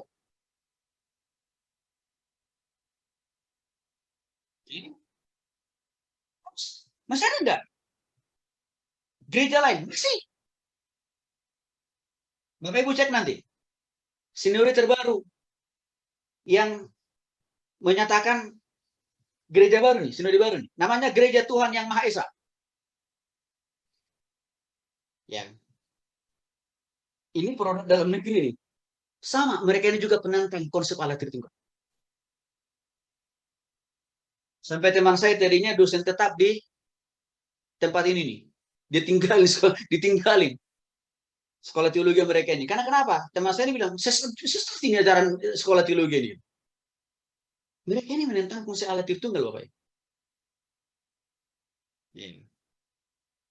Dan mereka ini juga di media sosial sangat luar biasa.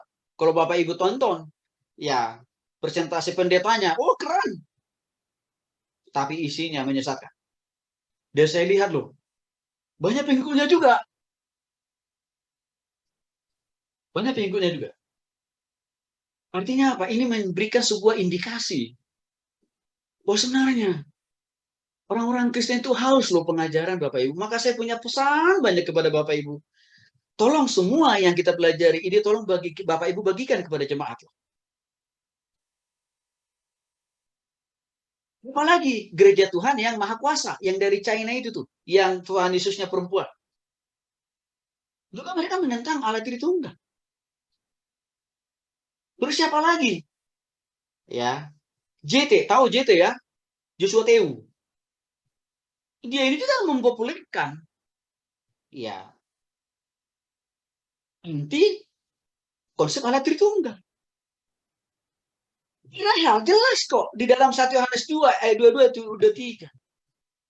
Kalau orang tidak mengakui anak, itu sama saja dia tidak mengakui Bapa. Kalau dia tidak mengakui Bapa, sama saja dia tidak mengakui anak. Artinya apa? Ya pasti dia tidak mengakui Roh Kudus kan sebagai anak. Ini loh Bapak Ibu. Ajaran anti Tritunggal, konsep Allah Tritunggal. Khusus bagian ini Bapak Ibu memang nanti akan kita pelajari juga ya dalam teologi sistematika, doktrin Allah ya. Tapi sementara waktu boleh Bapak Ibu tonton dulu penjelasan saya dalam YouTube untuk menolong Bapak Ibu memahami. Hari ini kan saya posting tentang memahami konsep Allah Tritunggal. Besok akan saya posting atau hari Senin memaknai arti kata Tritunggal dalam perspektif Alkitab. Ya, tolong juga Bapak Ibu, silahkan itu bisa dibagikan kepada jemaat atau kepada orang-orang. Karena saya juga paham. Ya, tidak banyak teman-teman saya para pendeta yang mendalami, yang menggumuli, dan bahkan juga yang bisa menjelaskan itu kepada orang lain. Saya paham kok sebenarnya. Tapi saya berharap dengan YouTube itu banyak orang tertolong. Saya melihat ada orang mengatakan, makasih ya Pak Tony, puji Tuhan ya Pak ya. Saya jadi paham Pak, selama ini saya nggak ngerti. Maka saya senang ya, Bapak Ibu senang mau memberikan waktu, tenaga, dan pikiran untuk mau belajar. Karena kenapa? Inilah salah satu cara kita, Bapak Ibu, menolong orang-orang di sekitar kita. Ya, penyangkalan ketritunggalan Allah adalah bentuk anti-Kristus. Jelas itu. Oke. Dalam 2 Yohanes 1 ayat 7 sampai 11 dapat kita simpulkan tanda atau ciri konkret daripada anti-Kristus itu adalah dikatakan di sana, ya, mereka akan semakin terus semangat-semangatnya menyesatkan banyak orang. Di zaman ini kan kita bisa menemukan misalkan gereja Saintologi yang dibangun dan didirikan oleh Ron. Apalagi gereja Pondok Nabi yang dibangun dan didirikan oleh Mengapel Sibuya, yang awalnya dia memutuskan diri sebagai Rasul Paulus kedua, tapi nggak cukup berpuas diri dia menjadi Rasul Paulus kedua. Maka terakhir ini saya dengar dalam YouTube-nya dikatakan, gue lah Yesus yang dari timur. Maka dia pindah ke Papua.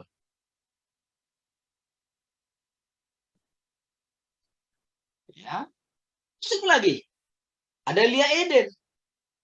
Ini kan 10 tahun yang lalu ini, kurang lebih. Yang mempromosikan, memproklamirkan, mengumumkan bahwa dia adalah Bunda Maria. Lalu dia punya anak 5 orang. Dan 5 orang anaknya itu dijadikan dia menjadi apa? Nabi. Rasul. Pemimpin 5 agama di Indonesia. Memang ini sudah dijatuhi hukuman kan? Tapi Bapak Ibu sekali lagi, pemenjaraan secara fisik tidak serta-merta menghapus pola pikir yang sesat. Enggak. Bahkan kadang-kadang mereka menjadi virus yang juga efektif menyebarkan doktrin ajaran sesatnya kepada orang-orang di penjara. Itu salah. Jadi ada istilah mengatakan ideologi pemahaman orang nggak bisa dipenjara. Fisik walaupun mungkin bisa dipenjara, tapi ideologi pemahaman orang nggak bisa. Maka saya lihat begini Bapak Ibu, disinilah pentingnya pengajaran itu penting sekali Bapak Ibu ya. Ya, sama juga tadi ya, gereja yang maha kuasa, ya, yang didirikan oleh Yang Xiangbin, yang juga mengatakan bahwa dia adalah Yesus, ya, yang berinkarnasi dari Yesus yang pertama, yang semakin berkembang, semakin masif, ya. Nih, dalam Wahyu 13 yang dikatakan antikristus itu juga seringkali memakai lampu. Nah, tapi saya harus jelaskan dulu Bapak Ibu supaya kita tidak langsung seujon menjustifikasi bahwa setiap orang yang memakai nomor rumah 666 pasti antikris. Ya, atau misalkan saya pakai kaos gitu ya, tulisannya di belakang atau depan 66. Wah, Pak Tony berarti antikris. Jangan seujon dulu lah, kan gitu. Hati-hati Bapak Ibu ya. Nah, artinya begini, angka 66 ini kan jangan dipahami secara harfiah. Angka 66 ini kan sebenarnya simbol. Ya. Jadi, Bapak Ibu, ya, harus kita lihat apakah tindak tanduk dan perilaku orang yang memakai angka 66 ini bertolak belakang nggak dengan perilaku Kristus. Kan gitu. Tapi lebih jauh akan saya jelaskan buat kita. Arti lambang 66. Jadi Bapak Ibu ini Yesus Kristus. Arti lambang dari 666 itu, ini kan sebenarnya diambil dari Wahyu pasal 13 ayat 18. Ya. Boleh kita lihat dulu ayatnya, Bapak Ibu, supaya Bapak Ibu makin yakin. Oke, kita lihat dulu ya. Boleh Pak Marbun? Wahyu pasal 13 ayat 18 ya Pak. Wahyu 13 ayat 18. Wahyu pasal 13 ayat 18. ayat 18. Ya. Firman Tuhan. Yang Yang penting penting di sini ialah hikmat. barang siapa yang bijaksana, baiklah ia menghitung bilangan binatang itu, karena karena bilangan itu adalah bilangan seorang manusia, dan dan bilangannya ialah 666. Baik, makasih. Nah, memang jelas dituliskan di sana Bapak Ibu, ya. Barang siapa yang bijaksana, baiklah yang menghitung bilangan binatang itu. Karena bilangan itu ialah bilangan 666. Nah, begini. Wahyu pasal 13 ayat 18 ini sebenarnya mengacu ya kepada siapa angka 66 ini. Ya, tanya begini. Memang tahun 2000 Bapak Ibu, penafsiran angka 666 ini dipopulerkan oleh seorang ya hamba Tuhan ya dari Amerika. Ya, dipopulerkan oleh seorang hamba Tuhan dari Amerika yang mana sebenarnya Bapak Ibu ya upaya untuk mempopulerkan ya angka 66 itu dihubungkanlah itu dengan atau dikaitkan dengan isu pemakaian microchips. Jadi beliau ini menyimpulkan bahwa setiap orang yang memakai microchips itu pasti antikris. Yang dikasih logo lambang 66. Dan memang harus diakui, ya itulah kita orang Indonesia ya. Tulus sih tulus. Tapi cerdiknya kurang. Orang Indonesia begitu langsung mudah mengamini dan memuji Tuhan.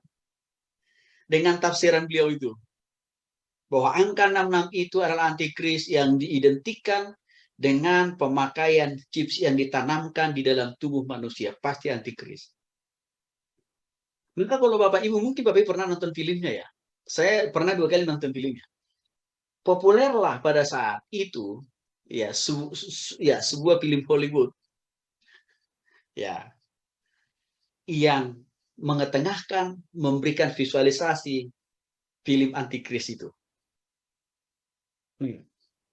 Bapak Ibu dikasih oleh Tuhan Yesus Kristus. Saya harus jelaskan ini secara historis dulu. Bapak Ibu, saudara dikasih oleh Tuhan Yesus Kristus harus paham dan menyadari. Kitab Wahyu itu adalah kitab apokalipto. Apa artinya kitab apokalipto? Kitab yang seringkali memakai simbol, gambaran, visualisasi tidak secara konkret. Itu yang dimaksud dengan kitab apokalipto. Maka kalau kita lihat Wahyu, kitab Wahyu, di sana memang ada banyak visualisasi atau simbol atau penggambaran. Tapi dengan demikian, kita tidak boleh mengartikan setiap simbol atau gambar itu secara hurufiah. Dengan saya katakan tadi, angka 66 pasti antikris. Kalau motornya, mobilnya 66 antikris. Ya. Kalau orang ini pakai baju ada tulisan 66 antikris. Nggak boleh. Karena itu sebenarnya saya katakan tadi adalah simbol yang artinya apa? Masih perlu dipahami, dimengerti, dan juga masih perlu dicari apa arti 66 itu. Ya. Maka memang Bapak Ibu dibutuhkan sebuah pemahaman teologis yang dalam dan juga komprehensif supaya tidak mudah kita mengambil sebuah kesimpulan yang akhirnya berujung pada pengajaran yang salah. Bapak Ibu dikasih oleh Tuhan Yesus Kristus, Rasul Yohanes menulis kitab itu, Wahyu. Itu kan dalam konteks dia menghadapi 7 jemaat. Kalau Bapak Ibu masih ingat, di kitab Wahyu itu kan ada jemaat di Efesus, Laodikia, kan itu sebenarnya di sana. Dan lain-lain. Nah, Rasul Yohanes sebenarnya mau mengatakan, ya, kalau tadi kan udah dibaca ayatnya ya. Dikatakan di sana, angka, ya, bilangan binatang itu, karena bilangan itu adalah bilangan, ya oke, nih, yang penting di sini ialah hikmat. Barang siapa yang bijaksana, nah ini yang kita perhatikan. Baiklah yang menghitung bilangan binatang itu. Ini Bapak Ibu ada kata di atas, ya, yang penting di sini ialah hikmat. Artinya apa? Tidak boleh kita tafsirkan, tidak boleh kita simpulkan. Angka 666 itu dengan pakai akal dan pikiran kita manusia. Tapi harus pakai hikmat dari Tuhan. Sehingga saya mau jelaskan, beda hikmat dengan kepintaran ya. Kepintaran atau kecerdasan itu kan kita dapatkan melalui proses pembelajaran. Waktu kita sekolah sampai kuliah. Hikmat, itu kita tidak dapat melalui sebuah proses pembelajaran. Tapi itu adalah melalui persekutuan kita yang erat dan dekat dengan Tuhan. Maka untuk itu Yohanes katakan, untuk memahami angka 66 itu jangan hanya pakai otak sendiri. Jangan pakai ilmu sendiri. Tapi harus pakai hikmat. Artinya apa? Butuh proses bergumul bersama dengan Tuhan. Ya. Lalu ditambahkan juga di sana. Di samping hikmat, barang siapa yang bijaksana. Artinya apa? Harus kritisi juga. Memahami dan mengerti apa arti lambang 666 itu. Jadi tidak boleh serampangan menafsirkannya, mengajarkannya, nggak boleh. Ya. Maka dikatakan oleh Yohanes, yang penting di sini adalah hikmat. Ya, barang siapa yang bijaksana baiklah yang menghitung bilangan binatang itu, karena bilangan itu adalah bilangan seorang manusia dan bilangannya ialah 666. Saya lanjutkan. Bapak Ibu dikasih oleh Tuhan Yesus Kristus, konteks zaman Rasul Yohanes pada saat dia menuliskan angka 6666 dan Recording in progress. angka 66 itu ya dihubungkan dengan binatang tadi kan Bapak Ibu ya. Nih.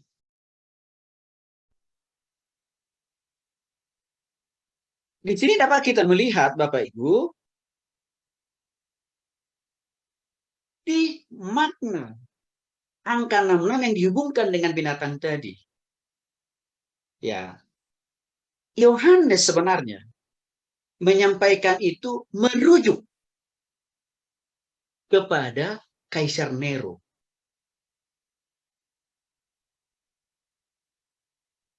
Ya. Apa hubungannya angka 66 dengan Kaisar Nero? Itu pertanyaan lanjutannya kan Bapak Ibu. Begini. Kaisar Nero ini adalah raja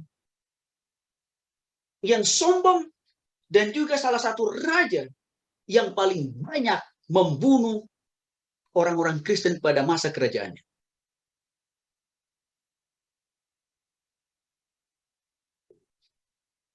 Terus, Paulus, mereka kan mati syahid. Itu pada pemerintahan Kaisar Nero. Jadi, angka 66 itu adalah identifikasi, penjelmaan, pelembangan terhadap kekasaran, kebrutalan, kebengisan dari Kaisar Nero. Itu arti angka 66. Jadi, Kaisar Nero itu adalah salah satu identifikasi antikris sebenarnya. Karena dia banyak menghabisi para rasul dan orang-orang percaya pada zaman masa pemerintahannya dia. Jadi, dengan demikian Bapak Ibu yang dikasih oleh Tuhan Yesus Kristus. Mungkin 66 yang dialamatkan kepada Kaisar Nero menjadi simbolis atau lambang atau figur. Ya. Seorang raja, seorang pemimpin. Ya. Yang sukanya menganiaya orang-orang percaya. Jadi kalau kita mau coba relevansikan ini, ya, ini bisa juga akan 66 ini dialamatkan kepada Hitler misalkan, yang juga banyak membunuh orang. Ya, Stalin, penggagas lahirnya komunisme dunia, dan juga apa? Beberapa, ya, terorisme dunia. Nah, kita pada sampai pada kesimpulan. Angka 66. Angka 666. Kita tidak boleh seujon, gampang, mudah menyimpulkan. Secara harafiah nggak boleh. Artinya, waktu orang memakai tulisan angka 66, langsung kita justifikasi, langsung kita hakimi, ini antikristus. Nggak boleh. Yang kedua, boleh juga kita langsung menyimpulkan perkembangan sains dan ilmu pengetahuan yang ada hari ini. Dengan semakin masifnya penggunaan microchip, contohnya ya. Itu tidak boleh juga langsung serta-merta kita tuduh, kita hakimi, ini adalah antikris. Bapak Ibu yang dikasih oleh Tuhan Yesus Kristus, 3 hari yang lalu, kebetulan saya nonton berita, dan itu berhubungan dengan perkembangan ilmu pengetahuan yang makin begitu masif. Apa itu Bapak Ibu yang dikasih oleh Tuhan Yesus Kristus? Luar biasa perkembangan ilmu pengetahuan hari ini. Mengapa? Para ilmuwan dapat menemukan. Ya. Contohnya misalkan orang itu tidak punya tangan ya. Berarti terbatas dia mempergunakan tangannya untuk melakukan aktivitas. Taruhlah misalkan. Ya. Menghidupkan AC, menghidupkan lampu, dan lain sebagainya. Para ilmuwan sekarang berusaha menemukan pengetahuan teknologi baru. Di mana semacam chips juga itu bisa dipakaikan kepada seseorang yang cacat, tidak punya tangan.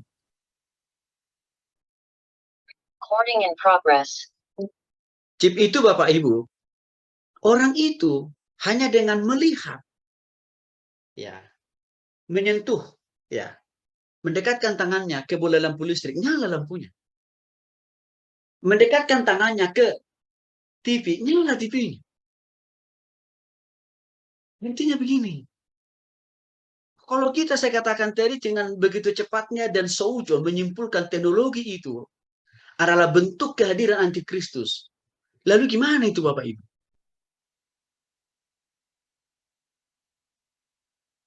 Kan gitu. Jadi, saya sedang mengajak kita berpikir begini. Mari kita menjadi anak Tuhan, mari kita menjadi hamba Tuhan. Yang jangan juga anti terhadap teknologi. Kita teliti dulu, kita telisik dulu, kita pelajari dulu, kita dalam. Bapak Ibu yang dikasih oleh Tuhan Yesus Kristus. Kalau kita tidak ada aplikasi Zoom, bagaimana mungkin bisa kita belajar jarak jauh seperti ini? Jadi saya sering katakan begini, ilmu pengetahuan atau sains atau teknologi itu kan sifatnya netral. Ini tergantung apakah orang yang mempergunakannya orang berdosa atau sudah bertobat. Kan di situ aja posisinya, bukan di teknologinya kan. Maka maksud saya, kita sebagai orang percaya, kita harus sebagai hamba Tuhan tidak boleh mudah percaya dengan segala sesuatu yang dari luar negeri itu loh Bapak Ibu. Saya tidak anti hamba Tuhan dari luar negeri, enggak. Saya senang juga belajar dari mereka. Tapi kita nggak boleh begitu percaya ya 100% dengan pengajaran mereka atau tafsir mereka. Karena kadang-kadang Mereka juga punya maksud, punya muatan, bahkan punya tujuan yang lain.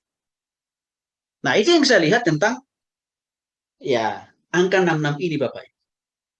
Jadi harus kita lihat lebih jauh lagi. Nah, Yesus Kristus, ya, kita akan masuk dalam tanda yang menyatakan penghakiman Allah, termasuk berbagai jenis bencana alam yang terjadi di dunia ini, di negeri ini. Memang ada beberapa faktor penyebabnya. Bisa juga karena seizin Tuhan, tapi ada banyak juga karena faktor manusia yang belum bertobat. Sehingga menjadi pemicu suburnya, seringnya terjadi berbagai bencana alam di negeri ini atau di dunia ini.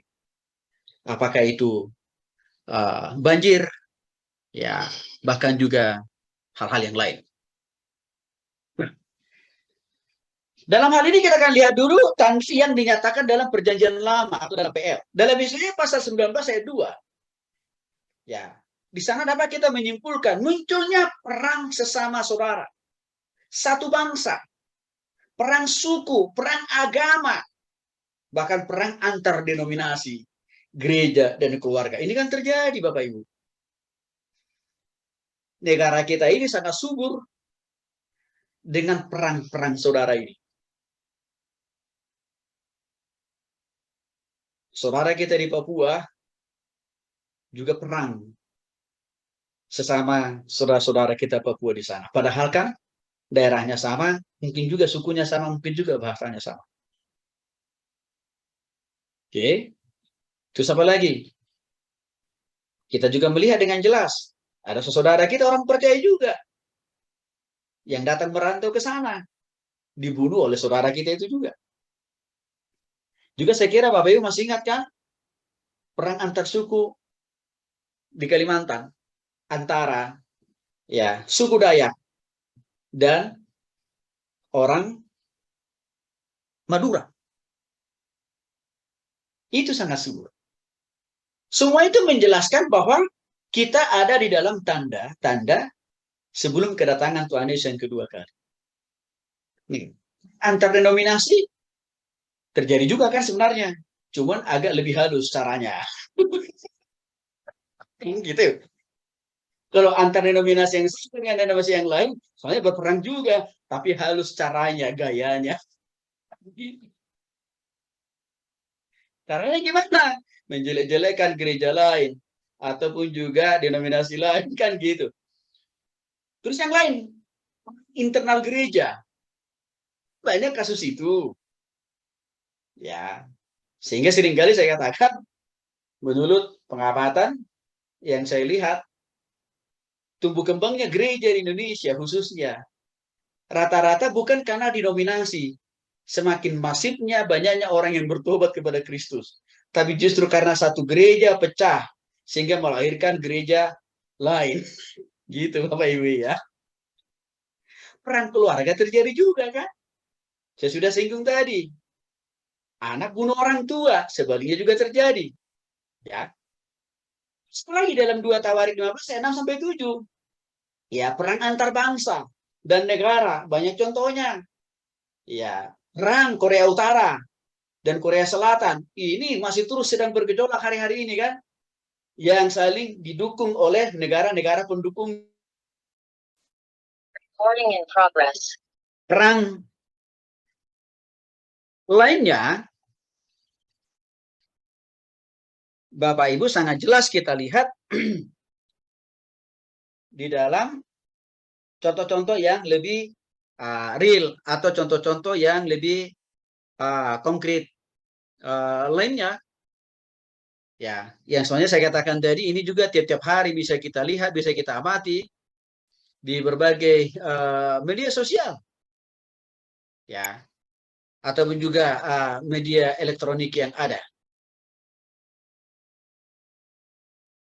Nah, contohnya, ya, perang Afghanistan dengan Amerika Serikat, juga perang Yaman dengan Arab Saudi, dan yang terakhir ini yang lagi hot-hotnya, perang Uni Soviet dan juga dengan Ukraina. Recording in progress. Baik. Nah, jadi sekali lagi Bapak Ibu, Semua ini menjelaskan bahwa sebenarnya apa yang terjadi di sekitar kita hari-hari ini adalah bentuk konkret dari apa yang sudah dijelaskan di dalam Alkitab kita, Bapak Ibu. Sehingga saya katakan tadi ini bukan bertujuan membuat kita makin takut, enggak. Tapi justru sebenarnya makin membuat kita itu makin lihat betul bahwa apa yang diamanatkan, apa yang ditulis, apa yang dicatatkan dalam Alkitab, bahwa memang itu suatu hal yang benar terjadi di sekitar kita hari-hari ini, karena memang kita hari-hari ini ada di dalam zaman penantian Tuhan Yesus datang yang kedua kali. Lalu ada lagi yang namanya berbagai munculnya gempa bumi, ya, yang di mana usia bumi ini diperkirakan oleh para ilmuwan memang semakin mengalami kemerosotan memang. Itu harus diakui. Nah, tapi bagi kita orang percaya nggak usah takut, karena memang tempat kita itu kan bukan di bumi ini, Bapak Ibu. Tempat Recording in progress. ya, jadi sekali lagi Bapak Ibu, ini yang saya kira perlu kita pahami ya. Jadi jangan semakin membuat kita takut dalam melihat fakta yang ada di sekitar kita hari-hari ini, karena saya katakan tadi itu kan bagian dari apa yang sudah dijelaskan di dalam Alkitab sebelumnya. Nah,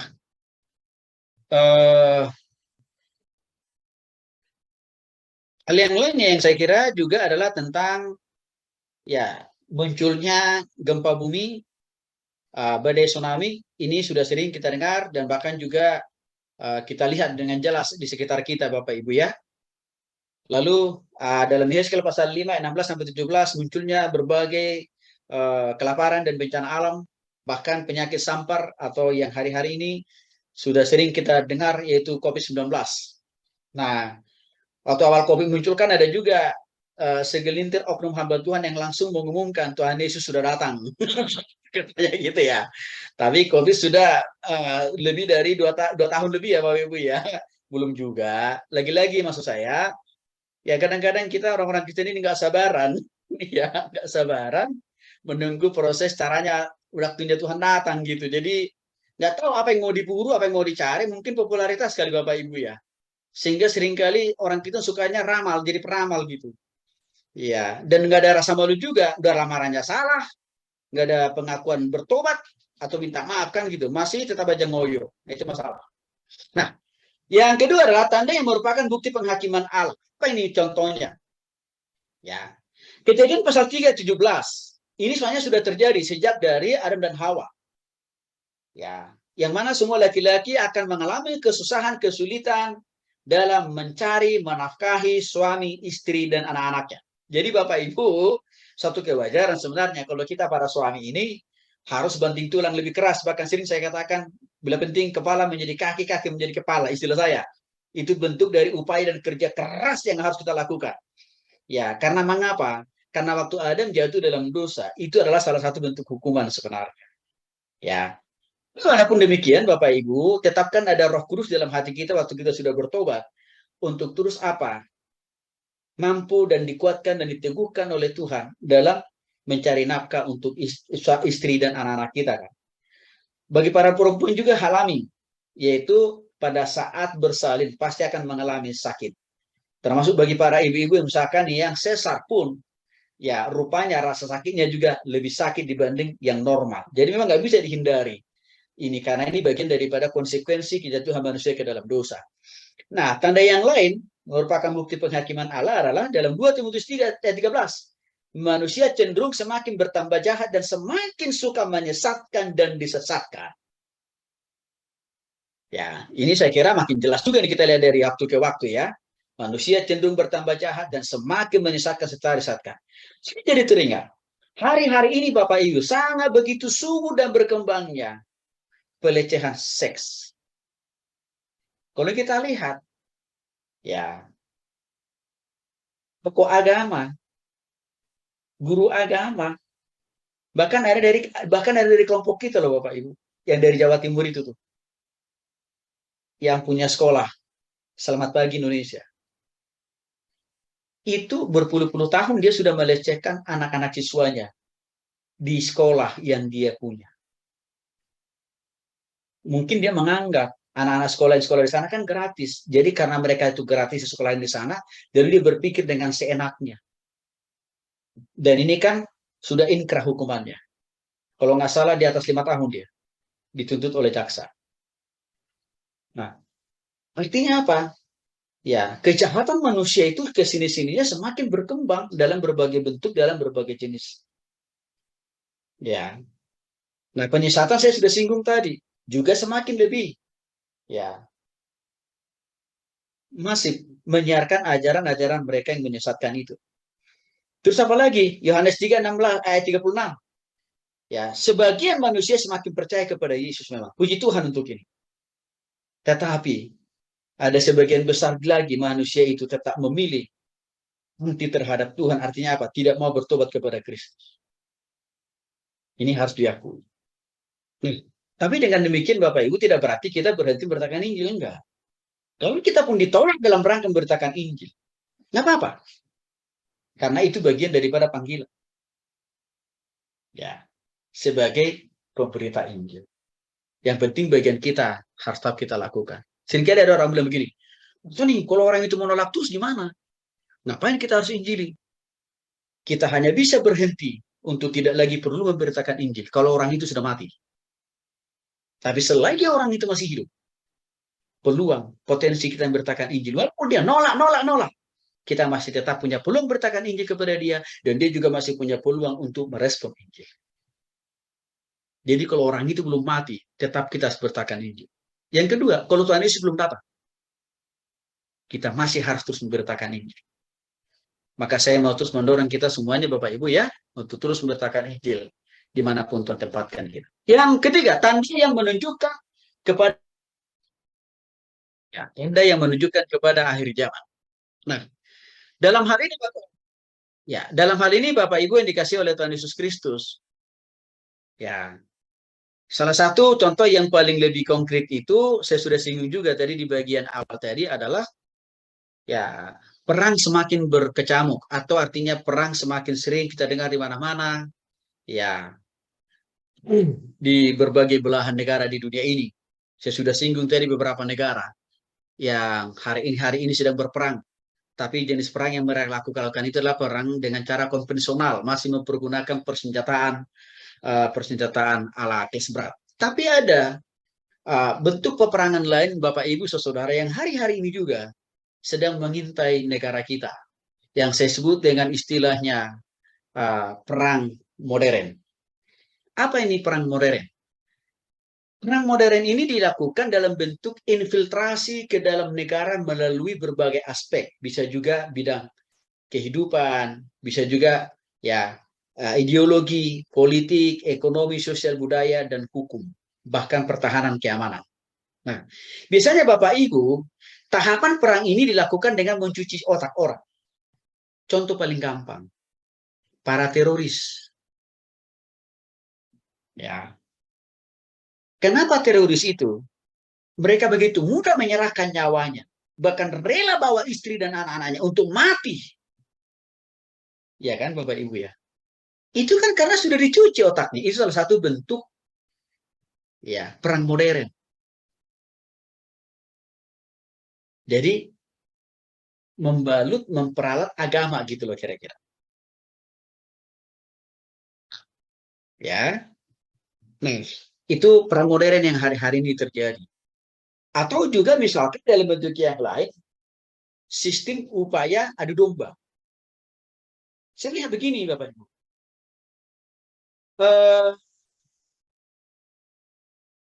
Kelompok KKB yang ada di Papua itu tidak murni loh.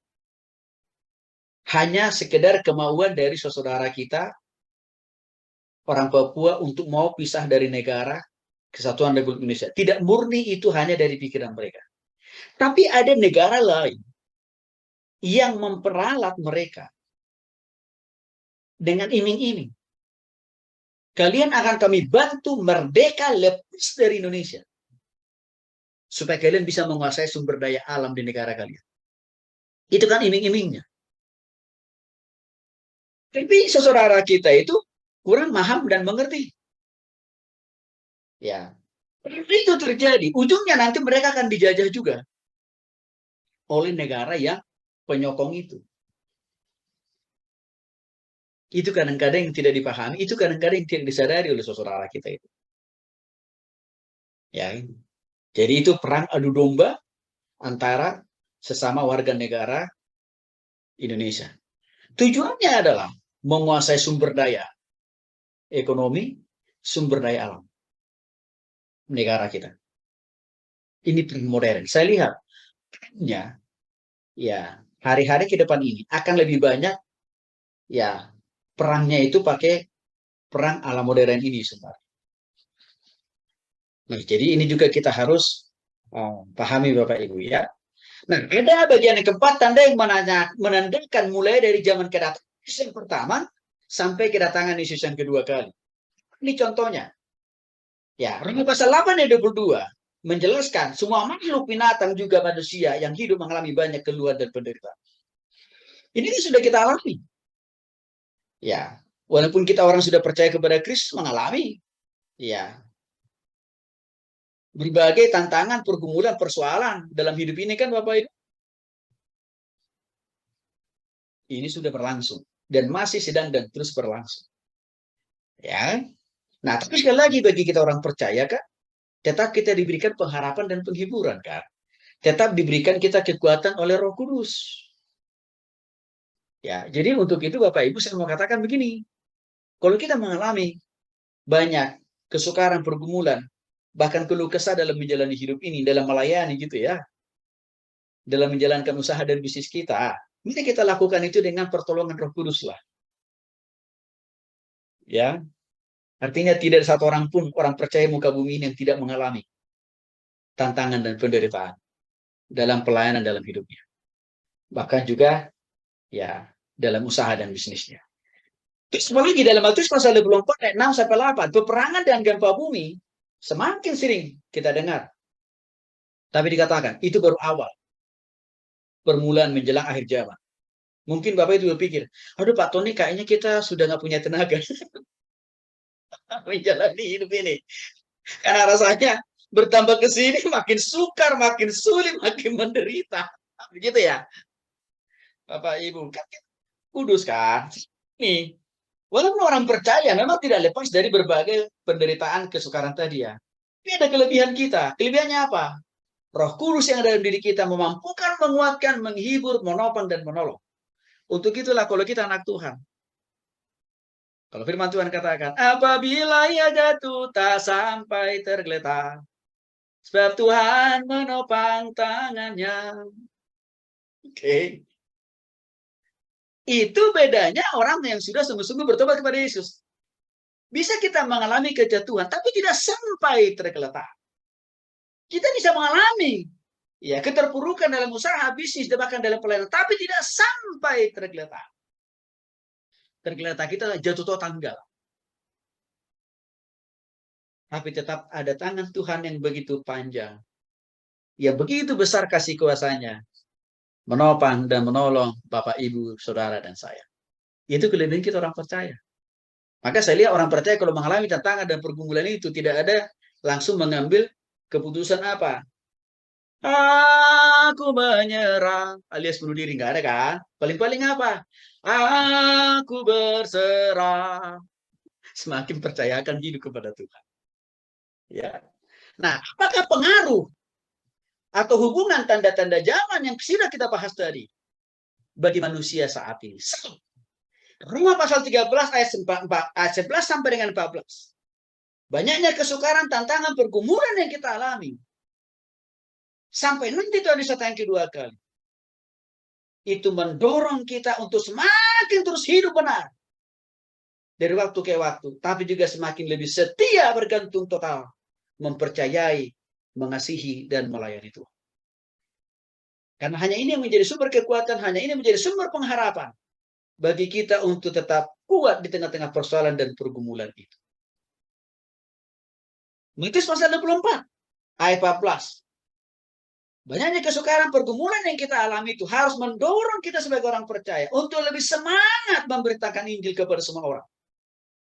Karena kedatangan Tuhan Yesus sudah amat dan semakin dekat. waktunya makin singkat. Maka kita harus makin lebih agresif, memberitakan Injil, memberitakan kabar baik, dimanapun dalam keadaan apapun. Karena kenapa? Karena kalau Tuhan Yesus datang, tidak ada lagi ruang dan kesempatan bagi orang yang sanak pemilih saudara kita untuk mendengarkan Injil dan bertobat kepada Kristus. Tadi kita sudah bahas, Bapak Ibu. Apalagi dalam Matius pasal 24 dari 9 sampai 30. Pengaruh atau hubungan tanda-tanda zaman yang sudah kita bahas tadi bagi kehidupan kita saat ini.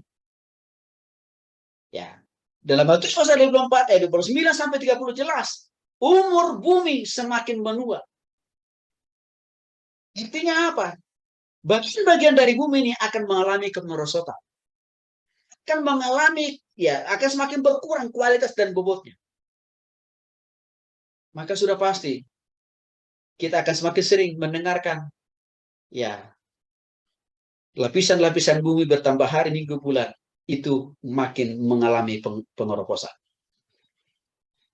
Itu kadang-kadang membuat kita, aduh rasanya hidup di dunia yang fana ini makin tidak aman ya Bapak Ibu ya. Memang itu harus terjadi. Tapi kalau itu pun terjadi, Tuhan Yesus sudah siap kok datang untuk menjemput, mengangkat, memindahkan Bapak Ibu, Saudara dan saya ke tempat yang terbaik. Ke bumi baru. Di surga maksudnya ya. Bumi baru yang sama di surga ya. Gitu ya. Sudah Tuhan siapkan untuk Bapak Ibu, Saudara dan saya. Jadi artinya apa? Kalaupun kita akan melihat bumi ini akan makin hancur lebur karena proses penuaan, Tuhan sudah siapkan kok bumi baru alias surga buat Bapak Ibu dan Saudara dan saya. Tony, nanti kira-kira kalau di sana saya masih bisa buka usaha bisnis nggak? Enggak. Bapak Ibu nggak usah pusing-pusing lagi cari cuan atau cari duit di sana. Karena di sana kita tidak butuh lagi cuan, uang, duit, atau hepeng untuk beli kebutuhan pokok. Nggak usah, semuanya sudah disediakan oleh malaikat-malaikat surgawi. Begitu Bapak Ibu ya. Ayo, nih, berarti gereja saya akan berapa dong? Nah, Bapak Ibu jangan lupa, di surga kita akan semuanya menjadi pelayan Tuhan kok. Ya, gitu. Jadi nggak usah takut. Kalau misalkan gedung gereja kita akan diratakan oleh Tuhan, karena memang semua akan terjadi kok itu. Karena pelayanan kita yang sejati itu akan kita lakukan nanti waktu kita di surga bersama dengan Bapa surgawi. Nah, 1 Petrus 1 ayat 6 sampai 7 juga menjelaskan, ya, dengan adanya berbagai bencana alam, ya, yang makin terus menerus kita lihat, kita dengar, kita rasakan dari waktu-waktu, itu harus membuat kita orang percaya untuk semakin memiliki iman dan pengharapan yang semakin bertambah teguh. Maka saya lihat begini Bapak Ibu. Kedewasaan iman seseorang itu akan terlihat bertambahnya kualitas imannya melalui pergumulan tantangan yang dihadapi. Jadi kalau kita selalu menolak proses pembentukan atau pengujian dari Tuhan, maka tidak akan mungkin iman kita makin dewasa. Nggak mungkin. Orang kita menolak kok. Sama juga misalkan. Kalau kita menolak untuk diuji oleh Tuhan, lalu kapan kita bisa tahu kita lulus? Sama kan Bapak Ibu? Kita dulu bisa dinyatakan lulus SD, SMP, SMA, seterusnya. Karena kita sudah menghadapi, kita sudah menjawab berbagai soal ujian kan Bapak Ibu? Cuma bedanya memang dalam kehidupan kita hari-hari ini, bentuk soal-soal ujian yang kita hadapi itu tidak lebih banyak lagi masalah soal-soal teori, tapi lebih banyak soal tantangan hidup, tantangan dalam bisnis, tantangan dalam pelayanan. Itu Bapak Ibu. Semua itu adalah menaikkan grade iman, kedewasaan, pengharapan kita kepada Kristus. Maka sekali lagi Bapak Ibu, saya kalau Tuhan izinkan sesuatu, saya katakan tadi, saya masuk rumah sakit, saya nggak mau pusing-pusing.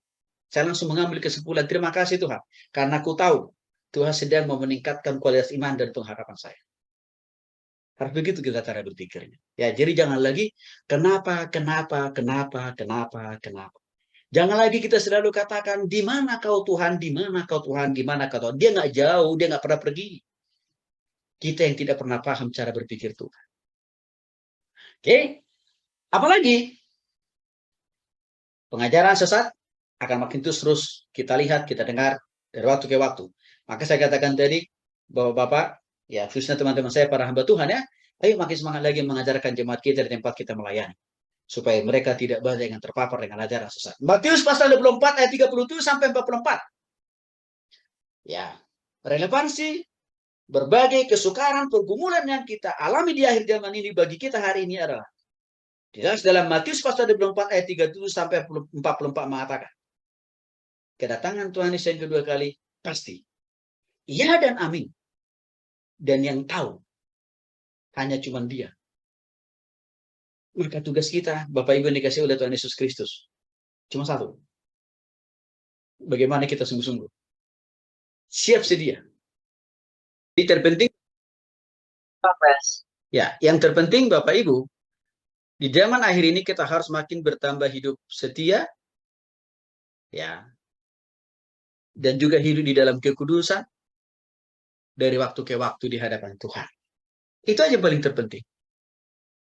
Ya. Jadi bagi orang percaya tidak ada kata mengeluh, walaupun bertambah sukar, bertambah sulit dalam menjalani hidup, dalam menjalani tugas panggilan pelayanan, bahkan juga dalam menjalani usaha dan bisnis kita. Mengapa? Karena Tuhan, saya katakan tadi, tidak pernah biarkan kita seorang diri menghadapi masalah itu. Untuk itulah waktu Yesus pergi berangkat ke surga, Dia berkata, aku akan mengutus rohku, yaitu roh Allah, roh kudus, memberikan pengharapan dan penghibur. Saya berdoa Bapak Ibu yang dikasih oleh Tuhan Yesus Kristus, semakin kita banyak tahu penderitaan, kesukaran yang pasti semakin masif kita alami, kita hadapi. Jangan makin takut. Mengasihi Tuhan, melayani Tuhan, mempercayai Tuhan sampai akhir kita. Tapi harus makin lebih militan, harus makin lebih konsisten. Kiranya apa yang kita pelajari hari ini menolong Bapak Ibu Saudaraku semakin lebih lagi setia mengasihi dan mempercayai Tuhan. Tuhan Yesus memberkati.